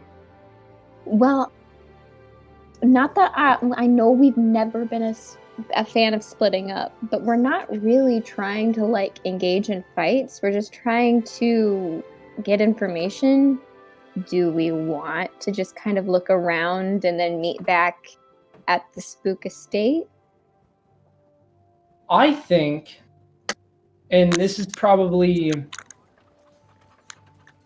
I think that is a good idea. I think we could split up, like, for sure. But I wonder if it would be worth, like, actually going and visiting, is it Anayanya? Hanayaya. Yeah, Anayaya. Like, if we actually went and visited her store, see if there's any evidence. Because, I mean, that's, like, a recent event, and I'm pretty sure a lot of people know that. If there's anything incriminating there, that would be pretty... That's true. Yeah, but if there's guards moving around, we don't want to get them involved if we don't have evidence yet, you know? That is true. Hate guards. Well, if we must split up, then that's perhaps something that I could do. Okay. Surprisingly, it seems that I'm garnering the least amount of attention here, which is unusual for me. I think that's actually a good idea. And then we can split up into twos then. And we could, you could go to Anayaya's, and we could go to, we could split up and try investigating some of the areas that Spook said these, lack of better words, henchmen are hanging around. Maybe we could save the bugbear for one of our later ones, just in case that does turn violent. And we can just visit Mina and Gerald as well. Perhaps we could, yeah. Yeah, actually. Great plan. What are we going to say to them when we find them? Well, as long as we're splitting up, I can't be alone with Francois here. That's just going to look conspicuous. So, Well, Dragonborn are pretty well honored, so maybe Francois and Desmond would be a good pair.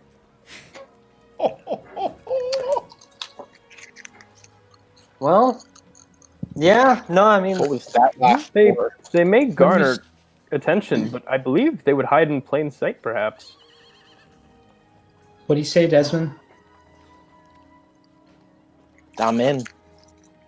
Joe, what do And you if we're say? going to, the fake name route, my official Dragonborn name that I gave myself is Tordrin Baskar. So Francois and Tordrin. Francois and Poldrin. Desmond, Tordrin. Desmond, Yes. before I say this, I want you to know that I have no faith in you. But Means a lot. I do need to count on you to keep Poe in character. Okay, his little performance back at the estate wasn't the best. Wait, what? So I thought you were great, Poe. Okay, I thought so it sounded Cecily good. and I I didn't really look the Okay. best. I thought you were closing your eyes. We're gonna swap. Okay, Okay. Poe, just go get him out there, okay? Do you guys want to look for Gerald, and we'll look for Mina? I kind of know where Mina is, but not super. Or would you rather look for Yeah. Mina and we go into the market? What do you think, Desmond?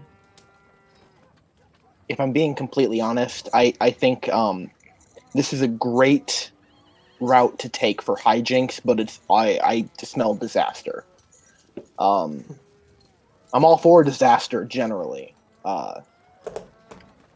but I think you and I should probably go after Gerald instead of Mina. That route. Yeah, I think that also makes kind of sense because Bianca. I mean, isn't Mina supposed to be on your side of town? Am I wrong about Yeah. Yeah. Nope, And you you're can right. pretend you're buying stuff in the market. Or just buy stuff. I mean, fuck, we have money now. that? Yeah, I mean, if strangers around here are visiting, they're not going to be in your side of town, right? Do I understand that right? Usually. Right. Good idea, Desmond. Alright. I'm full of them. Right. Well, on our way there, I'm going to practice my character with you. I know I'm supposed to be quiet, but just in case, like, I have something. All right, team. Don't do anything too stupid. Yeah. Those are some bold words coming from the people that are splitting the party. Alrighty. Here we go. Wait, before we go, I have I'm ready. in my bag my nice fancy dragonborn robes. Should I try to wear those, or should I be Desmond the mercenary instead of Tordrin the honorable dragonborn? Who should I be? Can you imagine both of us walking through a market? This is going to be chaos. Should I just dress normally then? Also, there's a train. Well, I mean, we're not in a group anymore. Would it really make sense for me to be showing just like one mercenary around? I don't know. I also got my own bling, so I look. Apparently, that's a status thing. I didn't know about that, but I got a ring on, so. I mean, okay, but Desmond, I have to let you know something. Like, and you probably know this, but remember while we're in the market that rich, reputable people don't steal things from the market. They buy them. So You're no fun. It's just an even bigger challenge. Oh God, fine. No stealing things from the market while I'm dressed as a noble. I mean, you can just. But we're pretending, so maybe you just like pretend to not steal. Pretend to not steal, so I can steal actually. No, Or dear. just like pretend to not want to, at least, you know. Oh wait, What if I think definitively you should not steal anything, period. I was going to get to that, but I mean, I started with that like 2 weeks ago. But like seriously, like it's Desmond. I won't steal anything unless it's important to the mission. Alrighty. Also, am I going here by myself? Okay. I'll just. You are the oldest. Yeah, And the wisest. but I'm the smallest. And so Leak it. I think last minute I'm just going to tag along with Cecily and Bianca. It is on that side of town. Like, you can definitely regroup. Yeah, we'll just do a pit stop. I just have a hunch, and We can do both. Yeah, we'll just do a pit stop over there. Would you rather go with Poe and then I can sneak around that area? I don't think anyone should go by themselves. Is what I'm saying. Okay. well, If we're already splitting, it's better to split the nearest half that we can rather than 3 ways. that's true. Well, Fair enough. Cecily and Bianca, do you mind stopping by Aniya's house? I would be most appreciated to have some guidance. Yeah, whatever. I'm just gonna follow the group. Very good. You know me, agreeable. And where are we regrouping again? Spook Hill. I said Spook Manor, but is there a better option? Well, I was thinking. I mean, I just thought it was the safest place.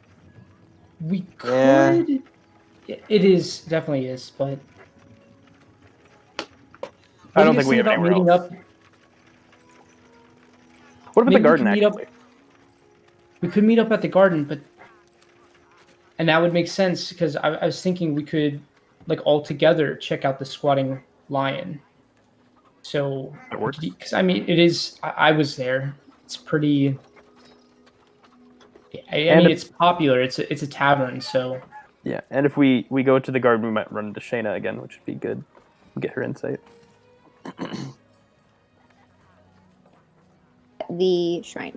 Okay, middle of town. Works. The hidden middle of town. Okay. All right. Shall we away?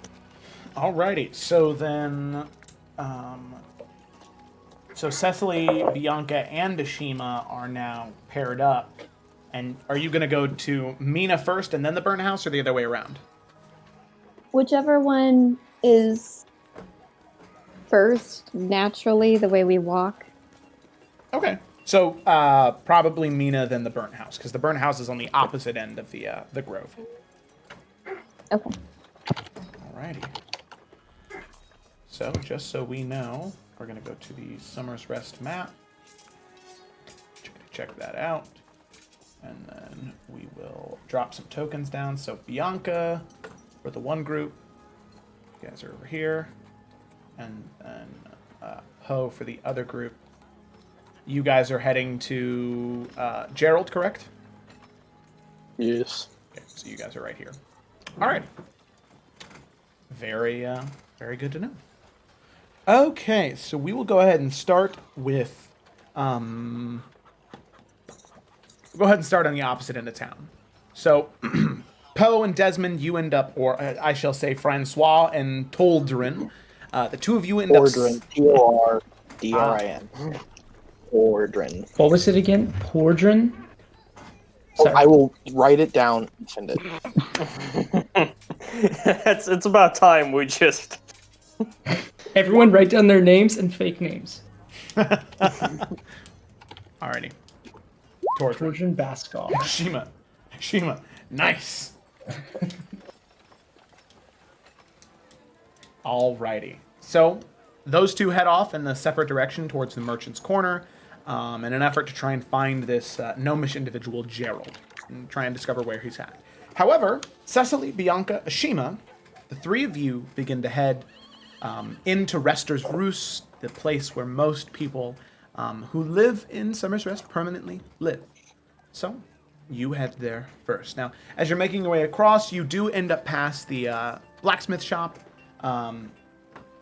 and you do get a cursory wave and good morning from Derek as you pass. Somebody who enjoys the three of yours company and definitely has your best interest at heart. So just a passive wave as you do, smiling, goes back to working on something. You can see that the two teenagers aren't there. It seems as though they must either be somewhere else or maybe they're gone already. But You make your way past that and then across the bridge, passing the People's Tavern on your right, and eventually turning into the Maplewood Grove. So you do see, as sort of a focal point for this entire area, that statue of one of the dwarvish founders of Summer's Rest with that large gem sort of encrusted into their hand, not having been mined out yet. The statue formed around that one piece of jewelry, or that one large gem. So, as the three of you begin to look around for Mina specifically, I am curious, are the three of you like teaming up together, or are you kind of splitting up just a little bit to see if you guys can maybe cover more ground to find her faster? I imagine more of a team up, but Yeah. if they split up, that's fine. Yeah, and not anything like beyond eyesight. Okay. Alrighty. So then Right. one of you can go ahead and make an investigation check with advantage. Bianca, I think I do have. I think that's you. Oops, why did I Not click me. that? I do have high investigation, but that didn't matter the last time. So let's see. Yeah, you're the You do intelligence. still have the highest. Advantage. Wait, I have highest plus intel. 2. What do you have? Yes. You know, you just do it. I think it's +6. Yeah. I have +6. Oh, then fuck. What am I saying? 21. 21. So 21. Bianca, using Ashima and Cecily as just kind of eyes off to the side to look out for something that could be more dangerous, more deadly, somebody that might be wishing to do you harm, you focus on trying to find this tiefling woman. And luckily, tieflings in Summer's Rest are not all that common. There are 3 that you know of. There is Rolius, who is here every once in a while. There is you, and then there's Mina. And, you never really knew much about her other than people would always ask you if you knew her. It seemed like most of the time people would come in to your shop and just ask you if you knew her and maybe if you could get a conversation going between the two of them. Because you eventually do see her and you now understand why. Under seemingly the largest tree in this area, you see a tiefling woman. Sitting underneath it, a very brightly colored tapestry on the ground, sitting cross-legged with a deck of cards in front of her. And you can see that she is currently just sitting, her eyes closed, and her skin is odd. Where you, as a tiefling, it is just that mostly lilac to dark purple, depending on what the lighting is. But hers, in this early season of fall, the maple leaves already make it look like the ground is on fire in some parts, with the light passing through the translucent leaves, casting a red shadow. But her skin seems to be different shades of red and gold and orange. And being underneath these trees make her look more than just a tiefling, but make her look like an actual embodiment of fire, which is very odd. But you do catch her sitting underneath a very large tree, tapestry in front of her, and a deck of cards in front of her. Are Cecily and Ashima really close to me? Yeah, they would be. Yeah, we'll be close. Okay. She's just going to casually walk over to the two of them and just be like, I think I see her, since she's the only other tiefling that I haven't met in here. Trying to be not hey, look, her, but the whole don't look, but I see her kind of thing. Just walk up. I don't know. This feels weird. It's not like she's selling something. How do we start up a conversation? But she's a soothsayer, isn't she? People have only asked me if I've talked to her. I literally know nothing else about her. Well, I doubt she's selling those cards. I think she's selling fortune. Well, we could go get our fortunes, and then maybe that'll strike up conversation. What do you guys think?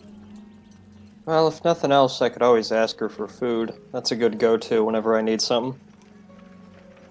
But if we have a better way of talking to her, whatever. I feel like fortunes might bring up more than just monetary situations. Maybe.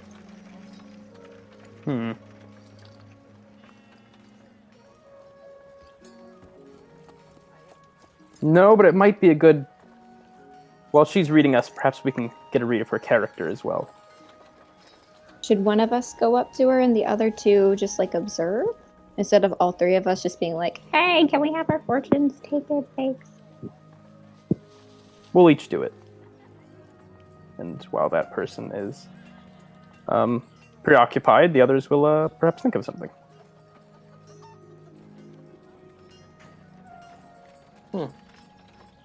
Yeah, all right. I can go first if no one else wants to. I don't mind. All right. Okay. So Bianca then will walk on over to her. Okay. So as I'll come too. So as the pair of you walk together up. Oh, we are walking. Oh, I thought we were all going together and then like doing like, oh yeah, me next. Oh, I thought. I'm confused. Are we all walking over together? That's what I thought. Okay, yeah, we can do that. Okay. Well, I'll do that then. All right. So the three of you Yeah. make your way over and paying no mind you, not looking up towards you, eyes still closed, and you hear this thick accent exit before even being able to register as what the words mean. They just say, "Would you like a reading?" Please. You may sit, and I will read the cards. She'll sit. Okay. Okay. So, she picks up the deck and she begins to shuffle them in very bright and impressive flourishes. The cards flying up into the air, catching, realigning them in the deck, and creating this almost like magic trick with the cards, just throwing them up, catching them, spinning them around, till eventually they come flat into her hands.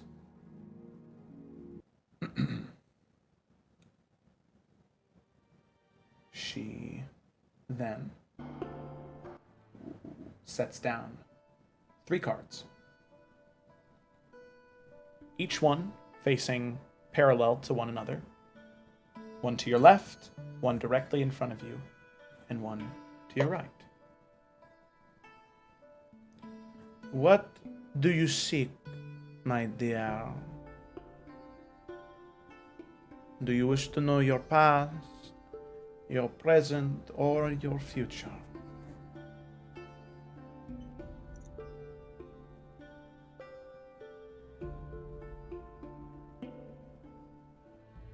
Well,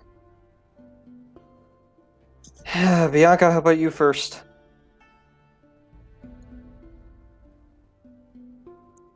To know my past. As she lays her hand on the card, you can see her shudder and shake. I feel darkness and destruction. And as she flips the card over, you can see a card depicting 2 individuals that are currently blindfolded, and standing behind them, reaching over them and almost consuming them, is this horned creature. Giant, leathery bat-like wings and deep, deep, deep red skin. The devil is your past. Corruption at its root, caused by those you consider closest to you. Yeah, I knew that. Anything else? Currently, there are others with you. I feel strength, I feel care. Although they may not wish to admit it, you're present. And as she takes the middle card and flips it over, there are 2 people standing with these large goblets. Yes, a bond you share currently is stronger than one you have felt in recent memory, and will grow to be stronger than anything you've ever experienced.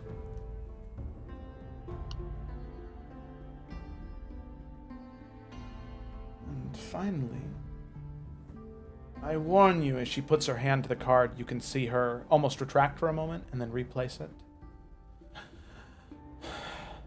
I warn you, if you learn your future, there is very little you can do to prevent it.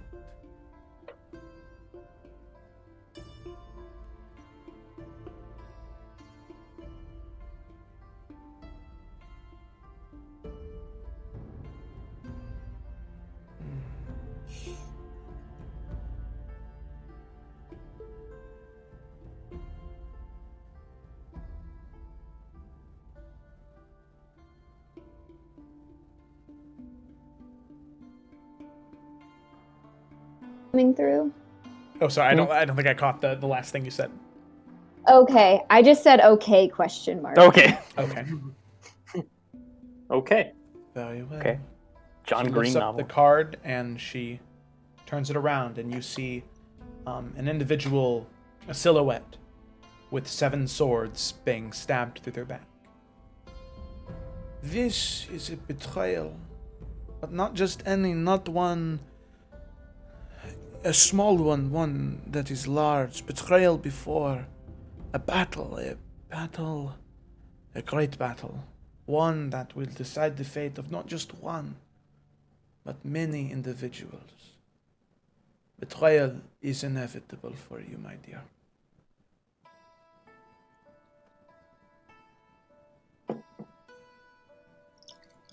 While that was happening, can I have been like watching to see for anything like shifty like? Yeah, go ahead and make a, we'll say insight check. Because she hasn't really been moving her hands at all except to touch the cards.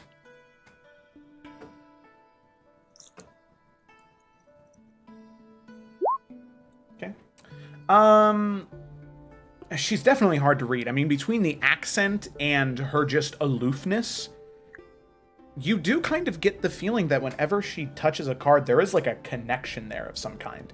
And you're not sure if she's faking it or if it's a genuine connection. She picks up the deck again, and she begins to... Well, what do you think all that means for me? Like, do you just read the cards, or do you interpret as well? They interpret as well, but I allow the cards to speak for me, dear. And she takes one card out and sets it on top. So it makes a cross symbol on the one at your present. She lays it down and she holds it. This is your obstacle that is in your way in the current moment. What prevents you, my dear, and she flips it over, and you can see it's a silhouette holding 2 pentacles. Your mind struggles. It is torn between 2 different things. Confusion blocks your way. Removing the confusion will clear your mind and allow you to better prepare yourself for your inevitable betrayal.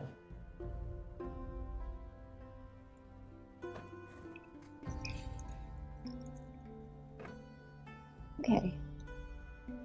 Bianca's gonna kind of frustratedly just get up and like take a couple steps away. Mm-hmm. Okay. I'll go next. Okay. Alrighty.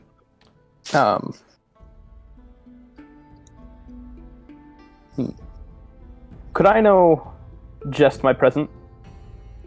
Of course. She takes the cards and she recollects them, shuffles them back, doing the same flips and twirls that she was doing before, not taking as long, and then sets them back down on the ground. And then she flips just one card down, face down. She touches it and she smiles. You, in the current days, and what you are feeling is a sacrifice of some sort. And she flips the card over, and you can see a hanged man hanging upside down. The Hanged Man is one of, as I said, in your life you have sacrificed much, whether that be family that you have lost, friends you have lost, words you have spoken that may have hurt in time, but were necessary. You served as a martyr for that. But the best part about being an upside-down hanged man, she flips the card right back up. It is so easy to stand back up on your own 2 feet.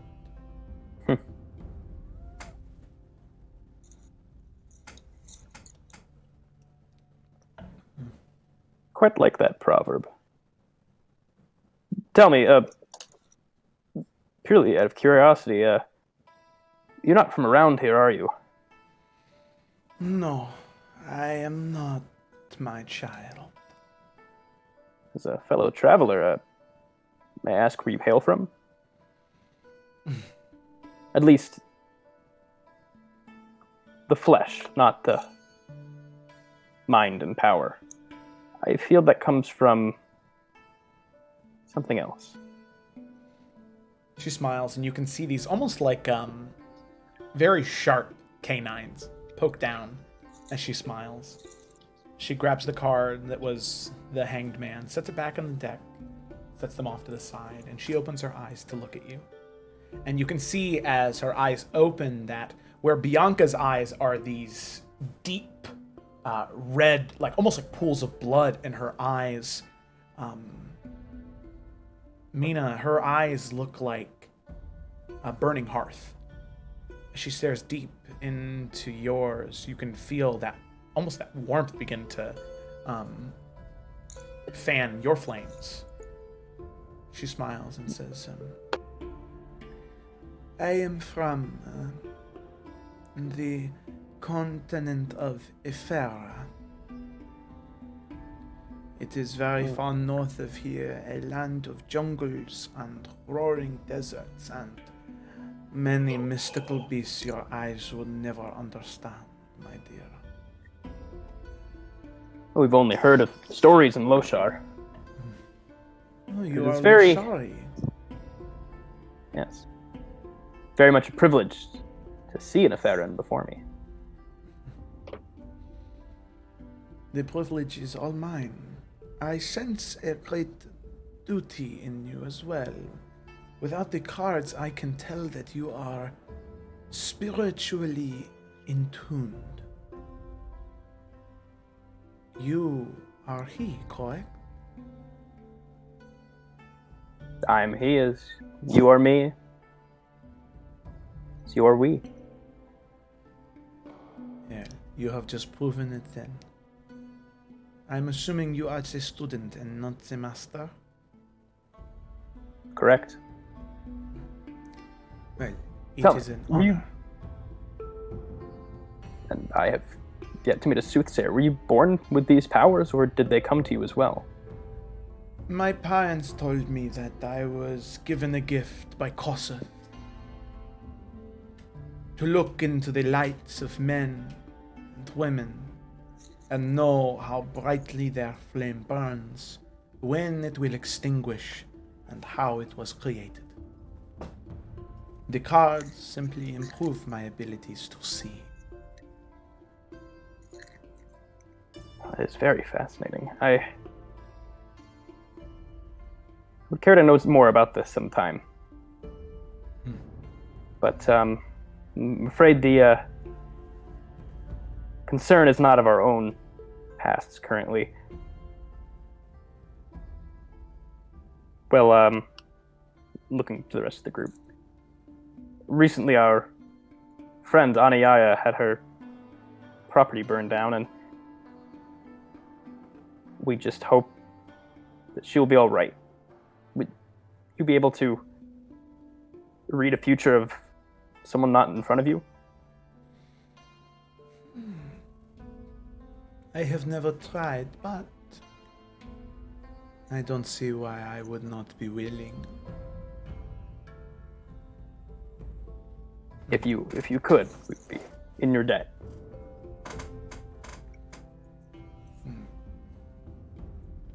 And I wanna like hyper focus on this. Okay. All right. So, go ahead and make an insight check. Oh my gosh.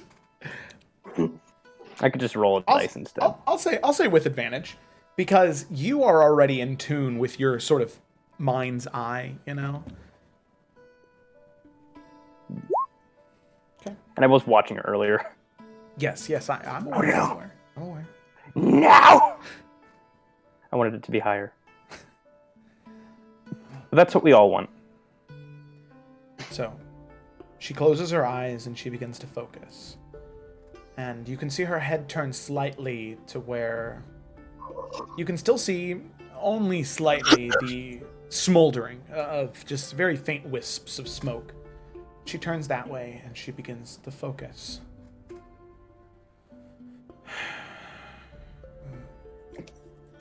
Do you wish to know her present, her future, or her past?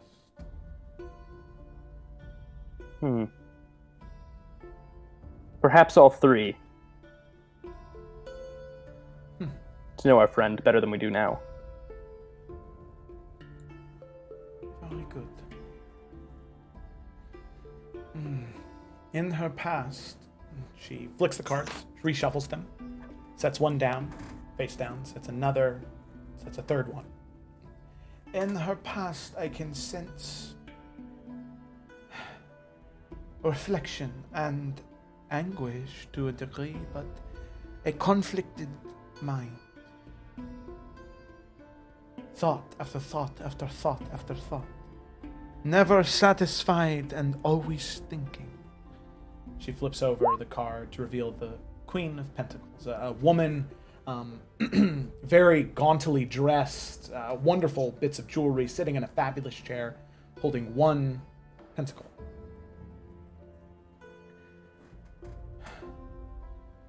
This is a symbol of lost in thought and taking everything much too seriously.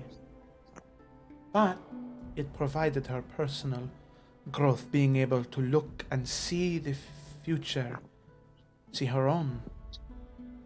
She was able to find peace. As now, in this current moment, I feel happiness coming from her. She flips over the fourth card, or the second card, revealing 4 wands, standing up straight, tied together with what looks to be maybe garland. She is happy currently, celebrating far away from home, but happy nonetheless. And finally, she taps the third card, and she sort of sinks into her shoulders. I sense victory. For whatever she fights for, whatever she wishes were true, it happens. But she flips the card over, and you can see the silhouette of somebody riding a chariot. She does win at the end of the day, but she must be wary of the consequences. She must ask herself, is what she's doing in the present to celebrate and to win, is it worth the outcome? And as she has her hand on the card, she looks at you, Ashima. How worth it do you think it is? You know her better than I do.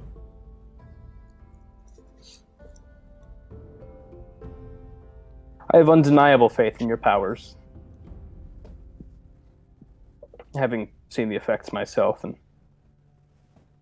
seeing how in tuned the world around us and beyond us you are. And I believe you know why we are here.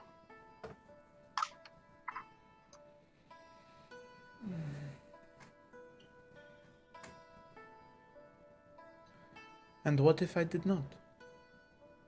I can see the future and the past and the present states of being. I cannot read minds. What is a mind but a reflection of its state? The state we put it in. True. But I do not look into mirrors. I do not look for reflections. I look for embers, for flames, for smoke. Something the Loshari are very familiar with. Returning to Ilika. I look for what traces were left behind in past lives, and what embers will continue to burn as time passes. This is true. Then I will tell you that all we wish to do is right by the people here of Summer's Rest. And you seem to be an agent of this as well.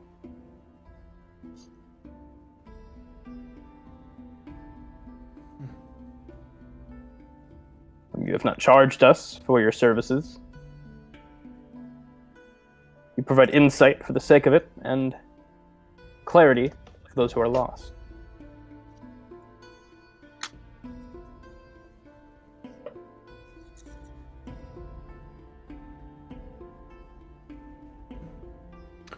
Well, true. But as I'm sure you know, she pulls out a card, sets it down in front of you face up. Justice is not always fair. Sometimes all you get from justice is death, throwing out a second card.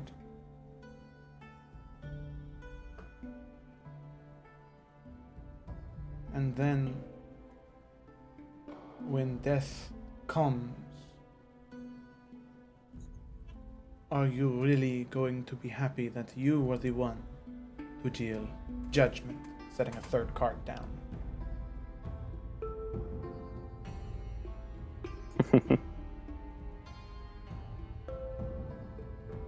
Yes, I do like you quite a bit. And Ashima's going to go ahead and stand and bow. When we meet next, I pray it will be between a pot of tea and some very warm food between us. If I may part you with one piece of information, I encourage you to look for someone with temperance, and she pulls out a fourth card, setting it down. Someone who is always persistent in their duties of not only, and flipping over the cards that she set down earlier, not only in justice, first card that she set down, not only in when they choose to deal death, flipping over the second card, but also in their acts of judgment, flipping over the third card that she set down. There is a woman in Summer's Rest who is all of those things. If justice is what you seek, that is where you will find it.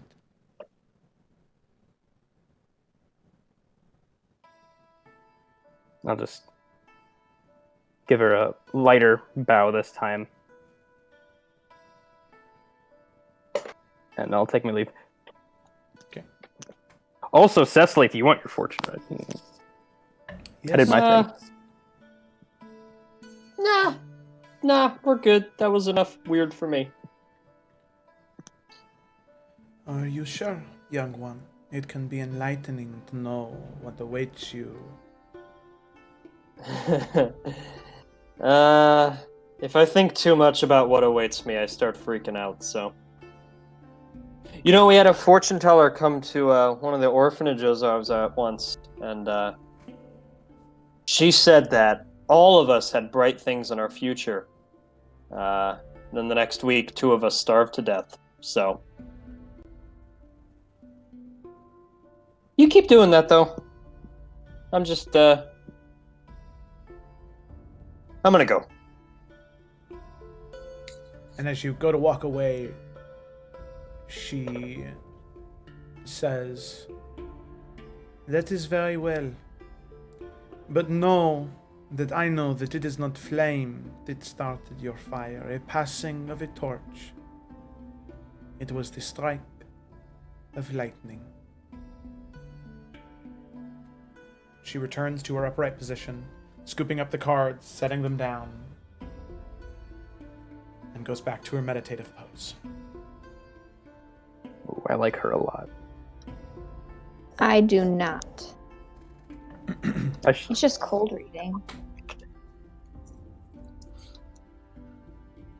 She's good at cold reading. That's it. No, there's something more there. Mm-hmm. Sure. Well, if there is, I think we got information. I don't know, Oshima. You lost me. Did we get anything? Yes. A bountiful wealth of knowledge. I disagree. Let's go to Anayaya's burnt All right, place. maybe we can do that. Okay, so as the group of you head that way, we're going to go ahead and jump back to Desmond and Poe. So, the 2 of you... Oh boy, oh boy, oh boy. I jinxed. You head to the Merchant's Corner. One of you disguised as a very wealthy, affluent, Stillwater Genasi. And the other as the most noble of Dragonborns, Tordrin. The most noble. So, you begin to make your way through the city streets. Passing the fairgrounds, you can hear the raucous noise levels, even at just 10 a.m., of people beginning their jousts and spars. But that's not what you're here for. You are on a mission to find a gnome named Gerald. So, I ask you, Francois and Tordrin, how would you like to begin your search? Oh, no. Oh, okay, never mind. Where do you think someone like this would be at in a market at what time is it? 10 a.m. Oh, I'm not entirely sure. What did they say he did again? I don't remember. I mean, I don't know for sure. He's in the market area. Well, he's supposed to hang out around here, but I don't know. Let's see what other people are doing. Where are like the bigger crowds at around here? So it seems like most people are either gathered near the fairgrounds or, there is this large building right here, right in the center of the Merchant's Corner. That is like a hub. So it is an open air building, that is just roofed, but the roofed building is made of, stone and is very well decorated. But it seems like the majority of people are inside that open air, stone-covered, almost like bazaar, really. So I'm going to look around and I'll see open air place and I'd be like, do you want to check there? Sure. And I just keep our eyes peeled for any peculiar or interesting-looking gnomish fellows who might be named Gerald. Okay. Go ahead and make an investigation check, or perception check for me. Say that. Both of us, or just me, or... Poe, if you're also looking out, you can go ahead and make one as well. Yeah, I mean... Sure. You hit big ol' 9. Okay. Alrighty. Poe, you're so concerned about making sure that you're staying in character that you keep your nose up so high that you're just looking at the sky. You're not even looking down at any of the people, especially gnome height. You're just blowing past any of those people. Desmond, you don't see any gnomes either as you're trying to keep your eyes peeled. But what you do see is there is what looks to be a large elvish man, who is sort of sitting on a stool next to a very small cart of goods. Very, very large, very plump. And you can see, as soon as he sees you and Poe, he just sort of... I'm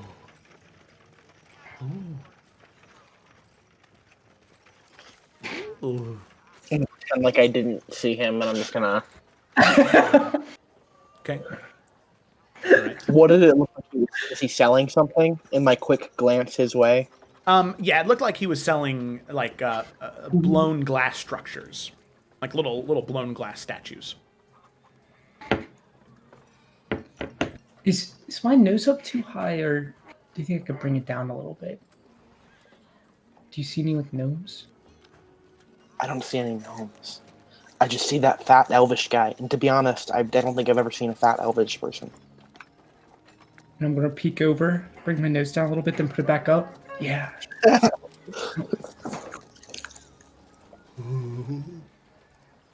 God, don't make that noise. How close is the elvish guy? Maybe 45, 50 feet, something like that. Ooh. Do you think we should... Look, we need to find Gerald. That's what we gotta do. I steal from this guy later.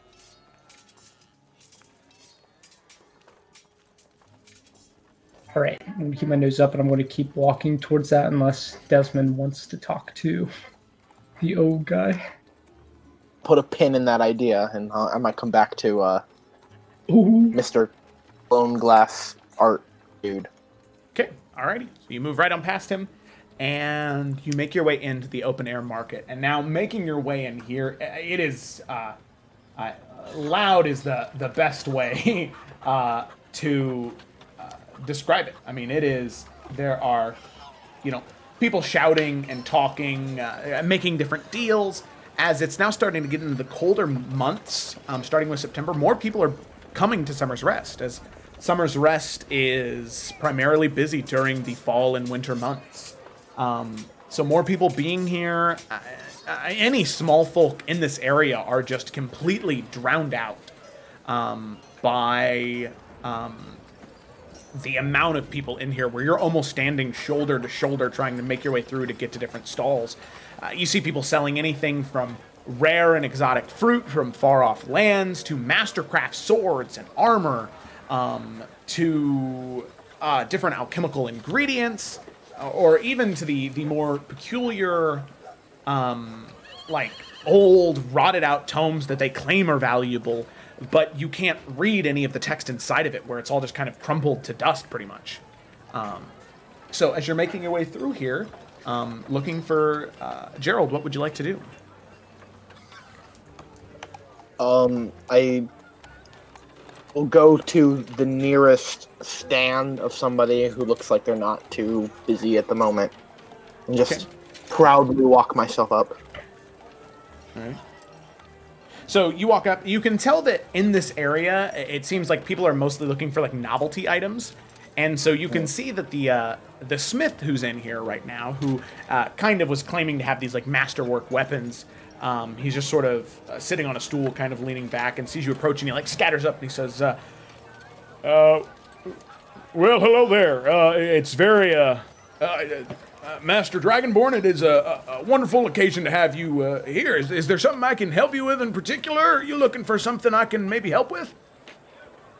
Well, I'm just perusing at the moment, actually, but I did wonder, my colleague here, we have been told that somebody might be able to help us find something we're looking for by the name of Gerald. Do you know who this man might be? Oh, you're looking for Gerald, the gnome? Yes. Yeah.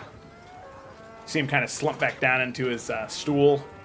Yeah, Gerald, you'll find him over there in the northmost corner, busiest stall, selling rat piss, claiming it's potions of everlasting life, potions of hair growth. Really, it's just piss. Pretty sure that's all it is. Piss with a little dye, maybe, but But yeah, please, go ahead. I'm gonna take 2 gold coins and put them on his desk and slide them over to him. You've been too kind. And I'll turn and walk away. Yep. Thank you, mister. Picks up those 2 coins and sets them in his little coin box. Oh, yes, you've been too kind. And I'm gonna... Good day. I'm gonna get... When we turn around, I'm gonna look at Poe and go like... Okay. Alrighty. And then we'll make our way. Okay. Alrighty. So you have to push your way through, and you can tell that in that northmost corner, it is getting louder and louder and louder as you approach. And he was not kidding. People shouting out, no, 5 bottles here, 5 bottles here. No, you stupid fucking twat. I want those 5 bottles. Don't you dare sell those 5 bottles. I need them. And they're shouting back and forth, yelling at each other. As you begin to approach, you can see this wiry, very, very long, not even like twirled mustache, just long, wiry, almost like Dr. Eggman mustache, where it's just like frizzled out, very wide and poofy, very thin, lithe gnome with these 2 little spectacles crimped onto his nose. And he says, all right, guys, no problem at all. You can both have 5 bottles. I will be right back. I just need to go get some more from my cart. Yes, I'll be right back.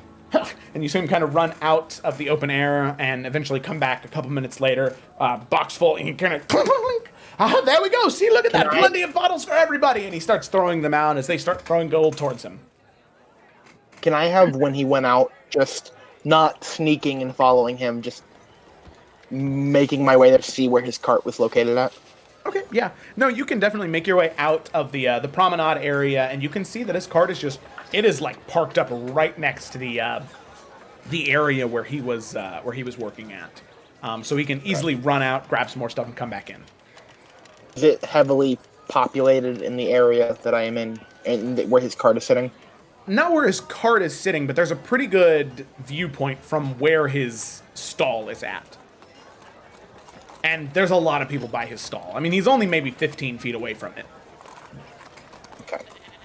So he can see his cart from where he's standing. Yeah, I mean, all it would take is for him to turn around. Okay. Now I'm gonna whisper to Poe. Do you think I should look around in his cart, maybe? He seems like he's a pretty distracted fellow at the moment.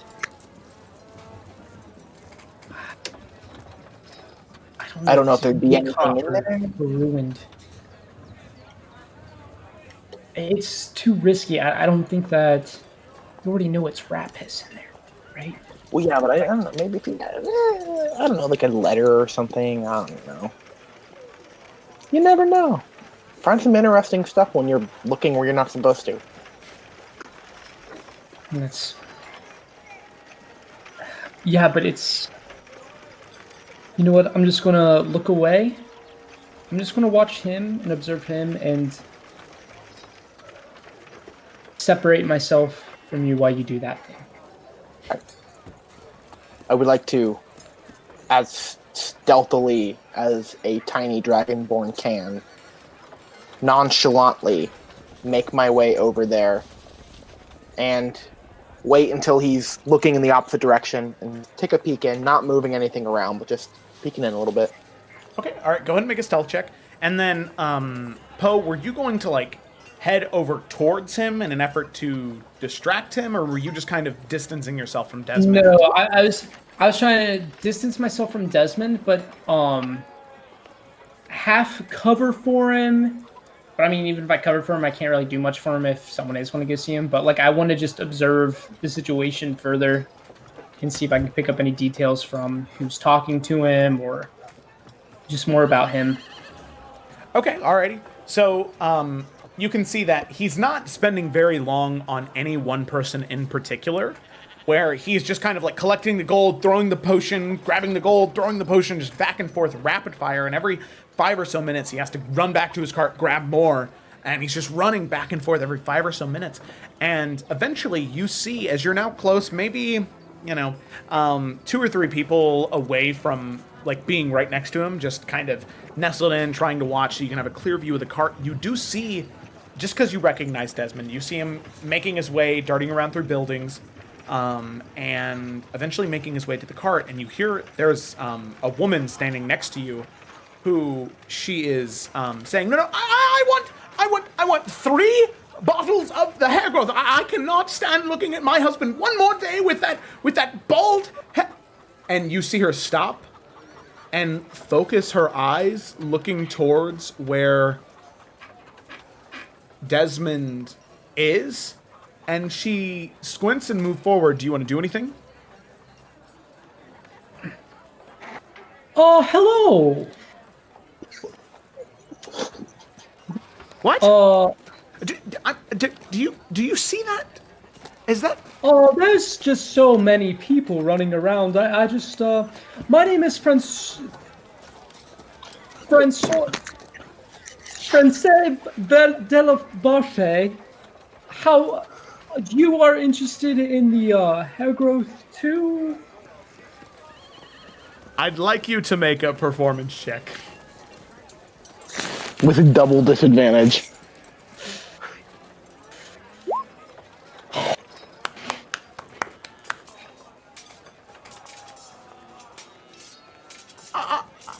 I'm sorry. Is this a joke? Are you from that school? Is that what this is? Because I'm pretty sure that there is somebody attempting to do some type of thievery of some kind, and you want to talk to me about what now? Yeah, you're right. I am practicing in thievery schmeavery.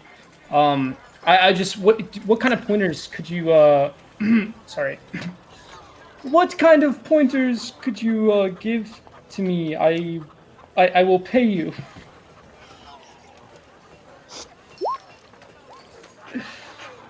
Make a persuasion check.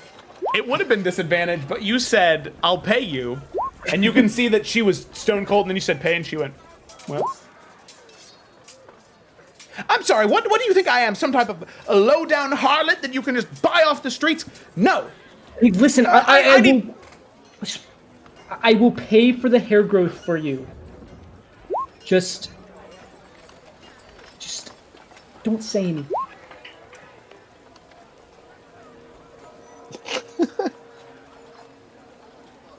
And more.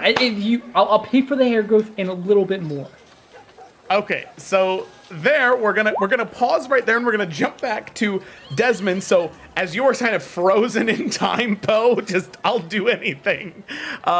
Desmond, you see her kind of like look towards you, and you just catch like it was just like the end of your tail that was moving towards the cart that she was just able to get a peek of, and then you hear Poe, in the worst way possible, just like mess up the voice and then drop it, and you kind of fuck, but you know you have a mission. So you get to the cart, and you waited to approach until he had just ran away, so you know you have just a couple of minutes before he's going to run back that way. So, what are you looking for in particular? Notes from, or any type of like written or paper things. I can't read, so if I find them, I just have to take them. Anything that looks like it's like really valuable, or anything like just generally fishy. Okay. Alrighty, I would like you to go ahead and make an investigation check. As you're trying very quickly to rip through anything, it's really just more like wooden containers that are full of these small vials of this anywhere from like dark green to bright yellow liquid, and you're just kind of like moving things around, and all you see are these vials. Going up to the front, you see that there is a loaded crossbow up near the front of the cart, but there's no letters or anything. And as you're up on top of the cart, you can hear him say, "Oh wait, no, sir, I have just the thing for you, just the thing." It's just wait right there. And he turns around and begins to walk towards the cart. And as you see him turn, you haven't found anything yet. What do you do? I will jump off, and as quickly, non-suspiciously as I can, move away from the cart into a crowd. Okay, go ahead and make a stealth check.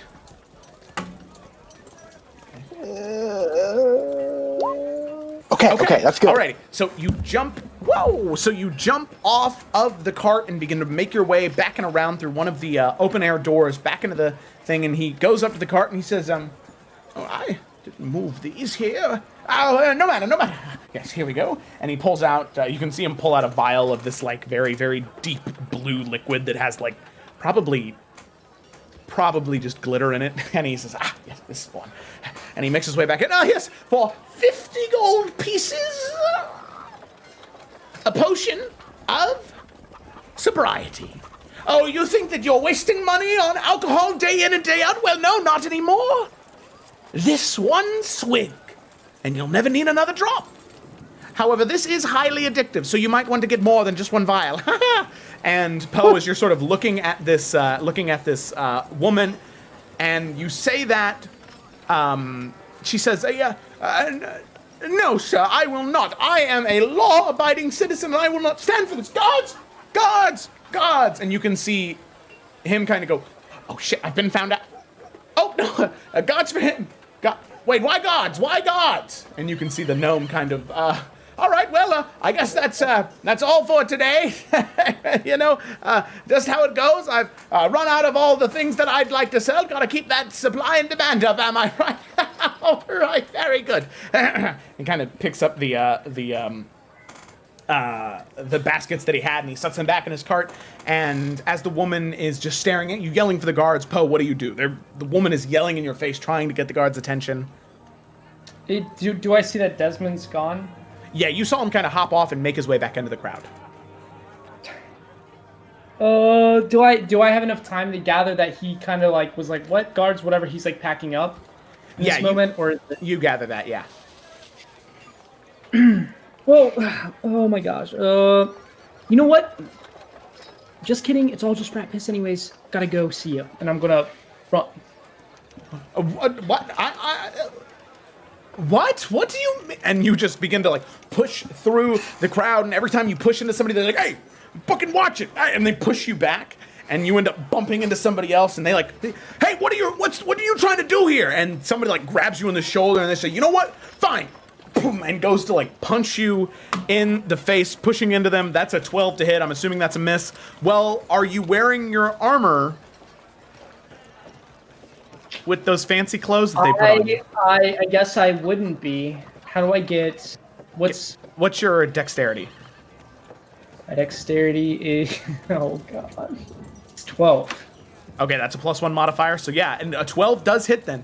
They punch you crack square in the jaw, and you take 2 points of bludgeoning damage as it just right into your jaw, and you sort of grab onto your mouth, and you can see this large man that you had like been pushed into, but you just continue to begin like push and move your way through the crowd. I'd like you to go ahead and make an athletics check for me.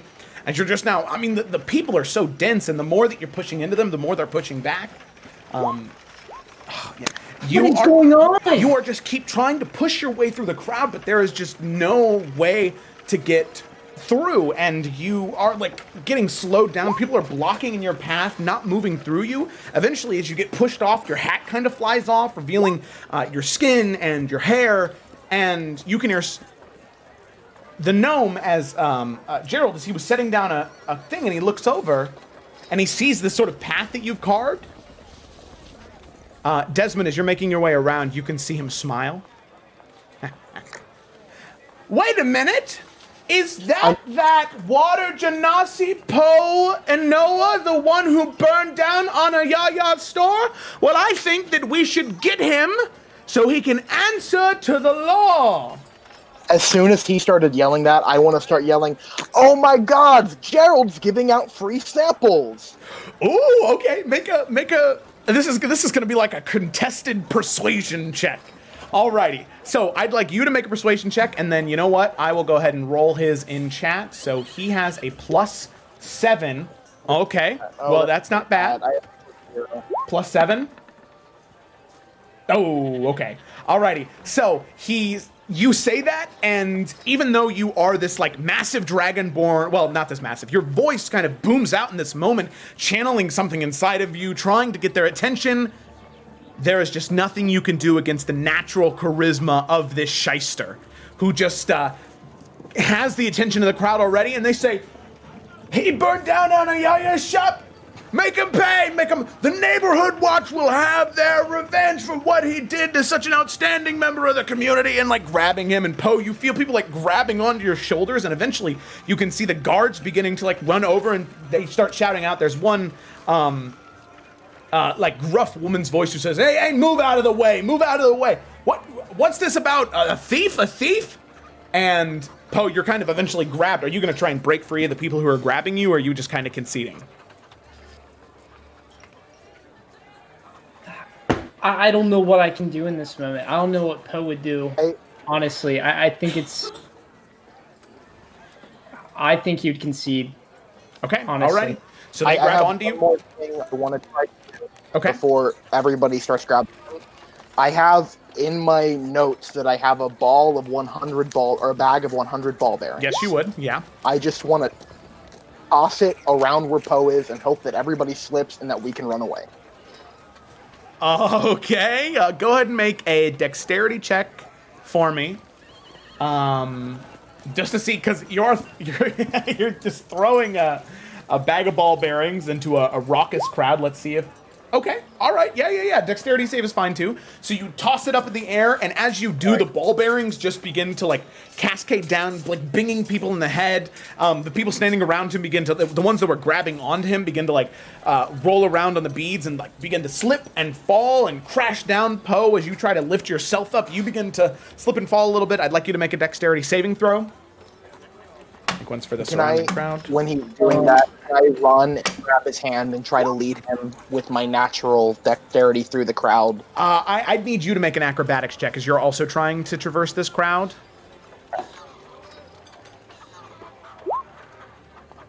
Okay, alrighty. And then as you get to the ball bearings, I'd like you to make a dexterity saving throw. Because you're walking into your own ball bearings, there's a chance that you could slip and fall.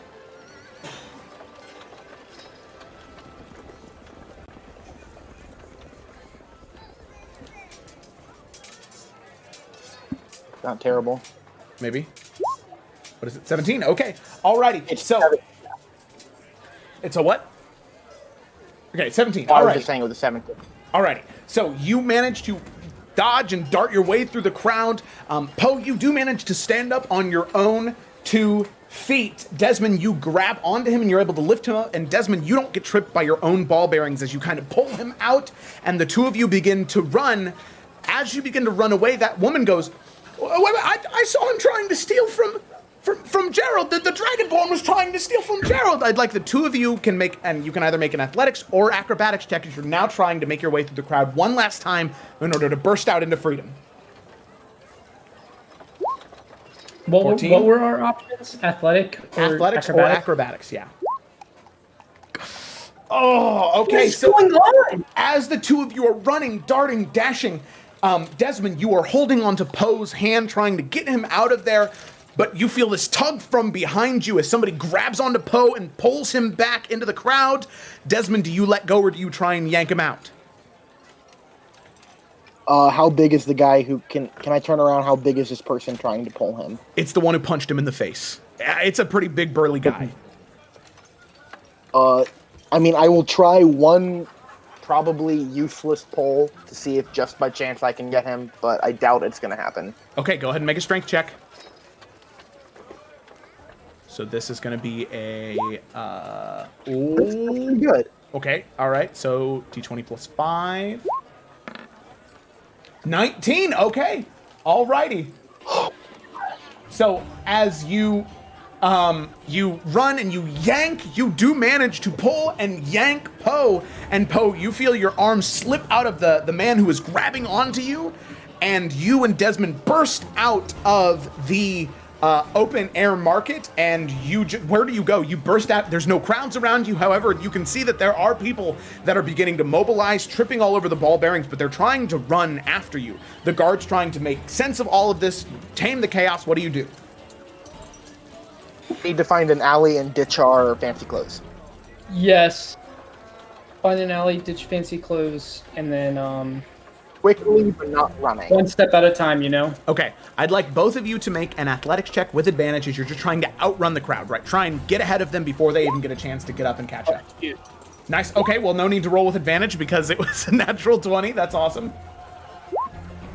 Oh, what? Okay. Alrighty, so the two of you dodge and dip and dive, sliding under market stalls, running around, and eventually you get towards where the bank is. You run behind it, you ditch your clothes, throw them in the water, so that way they begin to float down, completely sliding away. And the two of you feel like, because of how fast you ran, that the crowd is currently yelling out, there's a water genasi and a dragonborn, bronze dragonborn. The same water genasi that burned down Anayaya's store. We need to find them and fan out. And after this cacophony of noises and chaos, you all throw off your clothes. Where are you heading after that? So just about where are we? Like around here? No, you guys are right by the bank over here. So you're right up against the mountain's edge right there. You threw your clothes off. They began to float down the river. Oh god. Okay, so maybe we should try moving on the edge of the water, trying to get back to the spook estate. I don't know. Need a safe location. So what are we wearing right So I think we... So probably Desmond would I'm probably... just in my armor. Yeah, I have light armor, so it can fit under my cloak, right? Yeah, you're fine. Poe, you're probably not naked, but you are at least down to sort of like your underclothes, you know? I mean, so it's nothing too revealing, but it still is slightly uncomfortable. Okay. Is there like... I don't think that'll help. You want to swim down the river? Yeah, you know what? Swim down the river.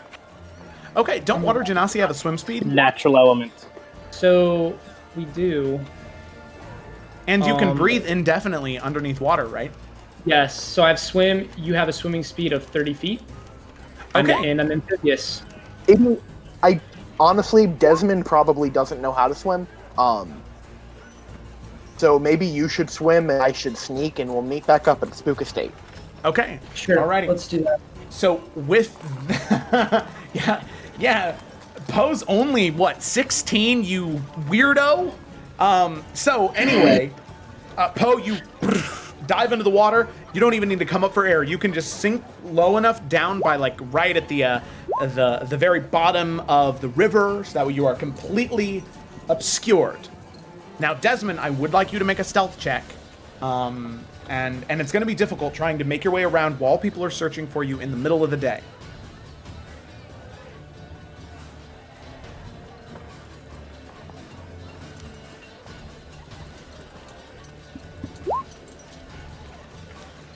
Okay, alrighty. So, here's what we're going to do. Collection of rolls.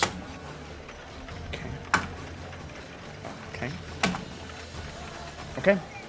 Alrighty, Desmond, you are making your way around corner to corner to corner, just trying to dodge and dart, only taking moments after crowds have passed, trying to make sure that you are only taking movements when there's nobody around, or when they're distracted, or when something is not happening, when there's tension somewhere else, and you have all of these thoughts running through your head, one after the other, just hoping that you will miss everybody, you'll be able to get back to the bridge, get back to Spook Hill, and everything will be fine, right? That's the goal, right? If you get back to Spook Hill, everything will be fine.